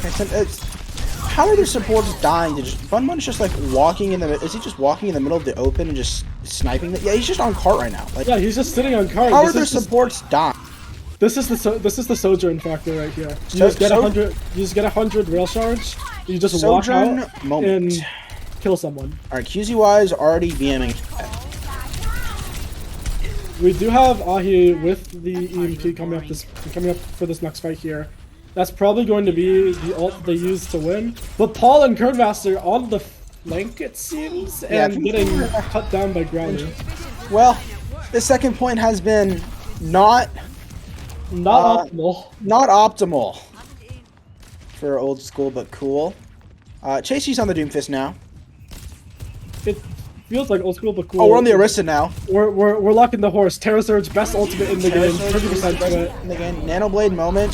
Nanoblade comes out. EMP to counter. Both supports does find should. one. Never mind. Both supports did not die. Never mind. I lied. Frozen also pulled the blade during that fight as well and doesn't find anything. Bingo Oh, Chasey on the horse. Chasey is the best deal. Gets one spear kill, instantly becomes the best Orisa in the game. He is though. I suppose. We are looking. Honestly, Bingo did. I think he killed 3 in that fight. I'm not gonna lie. Bingo, he's the silent but deadly player of the match right now. He's been doing a lot. I would definitely agree. I mean, last fight alone, he killed 2 people on his own, lived through EMP, was able to get the nade off on himself. Yeah, bro is just anytime he gets dived, he just lives. He's just that guy. He's the unkillable flex support in the back line. He is him. He is him. Bun Bun gonna be popping the Soju ult. I guess he doesn't have a translocator setup. Unlucky. He's just gonna, he's confident. We're just gonna slide in there and. I mean, that's what you can do as a soldier. You can just slide in. You know that Chasey's probably gonna just use that spin to get you out of that high ground. Paul does manage to find Growly though, so that's gonna signify a reset, especially with QZY not in mech. Yeah, Bun Bun is still in the BL and he's alive. He's just sitting over there on them. Will they look at him? Nope, the D.Va coming in for the field. Oh my god, what a shot. That gets rid of P, and Growly finds the nade deflect on the ball. Huge Terra Surge coming out. Terra Surge, best ultimate in the game. Let's go, Terra Surge. Chasey just sitting in this bottom room, trying to get this point. Oh, he's eventually goes down. We're sitting at a 3-minute and 40-second time bank on Pyra Isa. Yeah. Yeah, we've had I think now we're finally on the Doom. Let's go. We finally locked the Doom. He needs to get it got touch. 3 tank swaps from Chasey in this map. The Nano and the Beat are gonna come out. Nano Blade gets nothing. Bingo is gonna go down to the Doomfist. I don't know if there was any peel for him in the backline, but Chasey did just beat on him. Wait a minute, don't lose this still. Oh, Paul! Don't lose this. Does Growly, the Bum Bun takes care of him. No, it's just Kern Master. It's just Kern Master. What's he gonna? I've seen Kern Master win these. I have seen Kern Master win these. He is living enough for Chasey to get back, and Ahi with the EMP is gonna catch 2, the Lucio and the D.Va, but they're not gonna go down. Lucio eventually gonna be taken down. There we go. QZY, I would assume he gets DMAC here. Okay, or not. No, he's living. mean, Bingo's just sitting in the back line. He's living. Someone help Frozen. Tracer, he's 1 HP. Bun Bun gets frozen. Uh-oh, he's got ult. Uh-oh, things are looking scary. Things are looking scary. Down, Bun Bun finds one with overclock. Oh no. And Chasey doesn't touch. That's a 2-minute 30 cap on Parisa. Yeah, definitely not what we're looking at. If Oh, you're they're a cool fan. We're shit talking in chat still. Big. Lovely, lovely. But I mean, I'm just thinking back to that second point. It felt like old school but cool were just panicking, right? Like Chasey making swaps from D.Va to Doomfist, then to Orisa, then to Doomfist back to D.Va. You have Paul and Kernmaster on the flanks. Definitely not what old school but cool we're looking for. They are not staying cool right now. Yo, if I'm playing on my fucking 6-7, I can confirm I am his Wi-Fi. We will get finished ring if. Wi-Fi is actually just everyone's. I'm here right now, so I can confirm. Can confirm. Awesome. Well, now we are currently looking at old school but cool, trying to make this attack round work for them. Chasey is sitting on the Doomfist. But we don't know if he's actually going to pick that. He's just sitting in spawn right now. Meow Militia, on the other hand, sticking to what worked last round, except Ding Dong on the Zen now. This is what you were saying earlier, before the map started. This Ana Zen combo. Yeah, So yeah, strong. we got the Ahi on the May. I've We seen got the it. May. I think he's a bit tilted. I ain't gonna lie. I'm reading these match chat, and I don't think he's too happy about the ringer rules with Bun Bun. You know, honestly, can you disagree? Bun Bun is kind of sometimes in these fights he just kind of wins the fights for the team. He is just he's getting those headshots off. Oh, the May's gonna come in, hit the wall, hit a shot, hit a shot.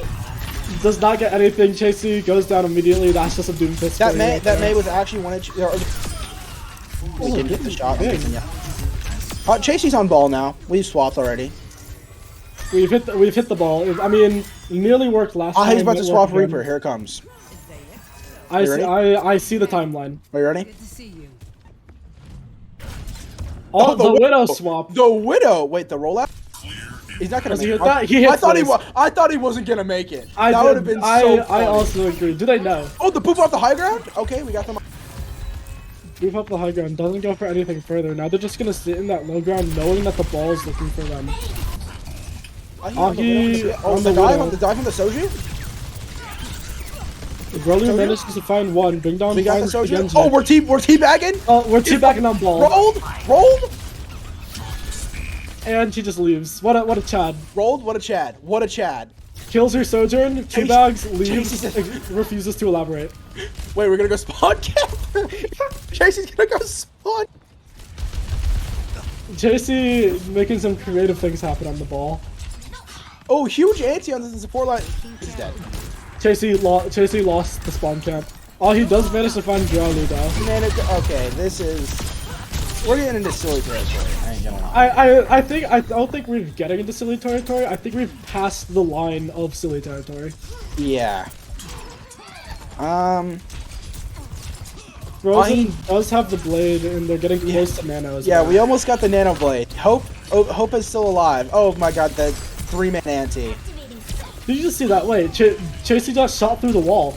He did? Yeah. I didn't see that. Oh, Gralu just got actually destroyed. He got dumpstered. That's quick dash coming in. My Mauser is GZY just... Alright, mines placed. The mines have been placed. Mines placed on point, but GZY can still contest with full HP. The blade? Nano blade! Comes out, finds one. We got him. Does not find another. Oh. And Bing Dong just assassinates him in the back. Oh, the Bing Bing backline. They do be living. They do be living. They do be living. Just having to back out. Nice wall kick off that truck. Showing his ball tech, you know. He knows the skill. Oh, what a pulse from Gralu. Finds two. Drops the question mark. Establishing dominance on the competition. This is he's on Soldier. Frozen gets his one. Frozen on the Widow. Oh, the team rolled. The second team back. You can see him typing. There's the question mark. Question marks. 30 seconds left. Chasey flies in over the high ground. Gets the beat. I think old school for the gold medal instigator in the Olympics in this match. They're going for the gold medal for biggest instigator for any BPL team. You know, just trying to tilt the enemy team out of their mind by dropping like the most like random question marks and shit talk possible. Doesn't seem like it's gonna work though. We're at 5 seconds left. Comedic bomb coming up. Oh, guys, we almost have visor. Bomb is an ultimate in the game. Bing takes down Kern before he can touch. That's just gonna be a 2-0. That was a map. That was a match.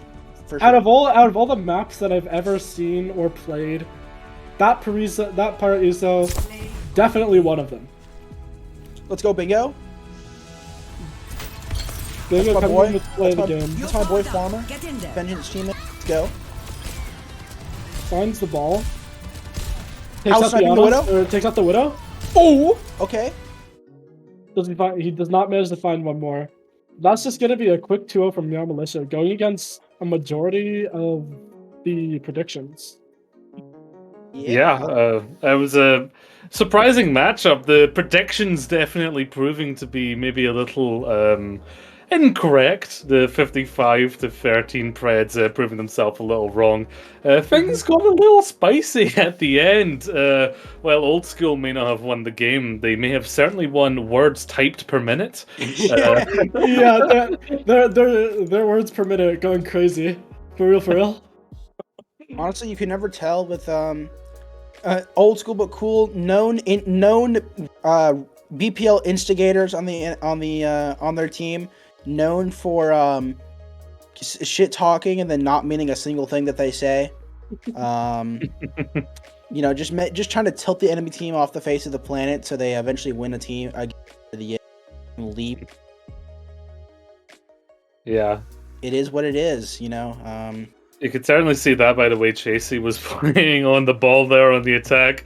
Every elimination against Bun Bun was met with vitriol and dancing on the grave.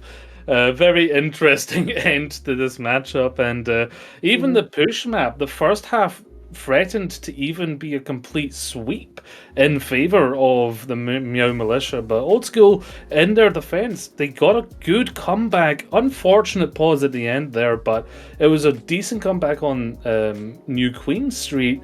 They just weren't able to really find the tank to play, because Chasey on that map I think played a lot of different tanks, even playing the ball in the end. Went from Zarya, then locked the Diva when they're at like 116 meters. And then at the end, locked the ball. And then, on Power ESL, played Diva. We had a Zarya, a Diva, a Doom, a Ball, and a Rissa. 5 tanks? I think that might be the most diverse tank player we've seen so far? I think that's the most tanks we've seen from one player in BPL so far. But we've only had 2 days. And 18 matches? Yeah. A lot of big plays. I mean, even Bingo in the backline as Diana. I think you said it, silent but deadly. Even got that free K at the end of point 2. So not only is the DPS lineup quite aggressive for the side of Meow Militia, but Bingo themselves on the support line showing very aggressive. And I gotta say, I think Bun Bun's a ringer right, but they're a kamikaze Sojourn. They dive in and shoot seconds. It seemed to work though, to be fair, on the attack, apart from getting caught out a few times. But the Meow Militia and the Preds, I hate to call you underdogs because you're a cat themed team, but you were the underdogs in the prediction. Now kind of prove yourself pretty strong going forward into the following weeks here. Yeah, I mean, now that we've gotten a look at what they have to offer, QZY and iToasty definitely, if there were mid allegations against them, they definitely proved those allegations wrong, at least in this first match. Old School but Cool maybe not playing to their best. So we're going to look for next week to see if they can bounce back after a rough first match. Yeah. I mean, they've got the hearts and minds of the people, and you know what? That's the main thing sometimes. Certainly showing the heart to be able to come back in the end. Not sure if we're going to be getting any interviews here. It doesn't seem like it. It did end quite spicily, so I'd be shocked. Yeah. But at the end of this second day, here are your league standings for the groups here. And it's looking pretty good for the Meow Militia. They are sitting there around second place there with the slasher films above them. They're tied for first, I believe. Oh, does that mean tied? Right, I was trying to work out what the dash meant. Tied for first. Tied for first, yeah. Okay, tied for first. So stonks are looking high for the Meow Militia. And if you're interested in any of the other groups that you maybe didn't see on stream, then here's a good overview of all of the leagues. In fact, Britain in second place is looking pretty across the board, you could say. Across the board, yeah. I believe B League has only a few matches played thus far. I don't know. So for tomorrow, we'll see if the standings shake at all. I'm here to fill in the gaps. Hello? Yeah, Britain have played one game. That's that Platinum Giants Catalyst game. They'll play the remaining 3 tomorrow. And then I believe the other game that is yet to play is Yoink Ember?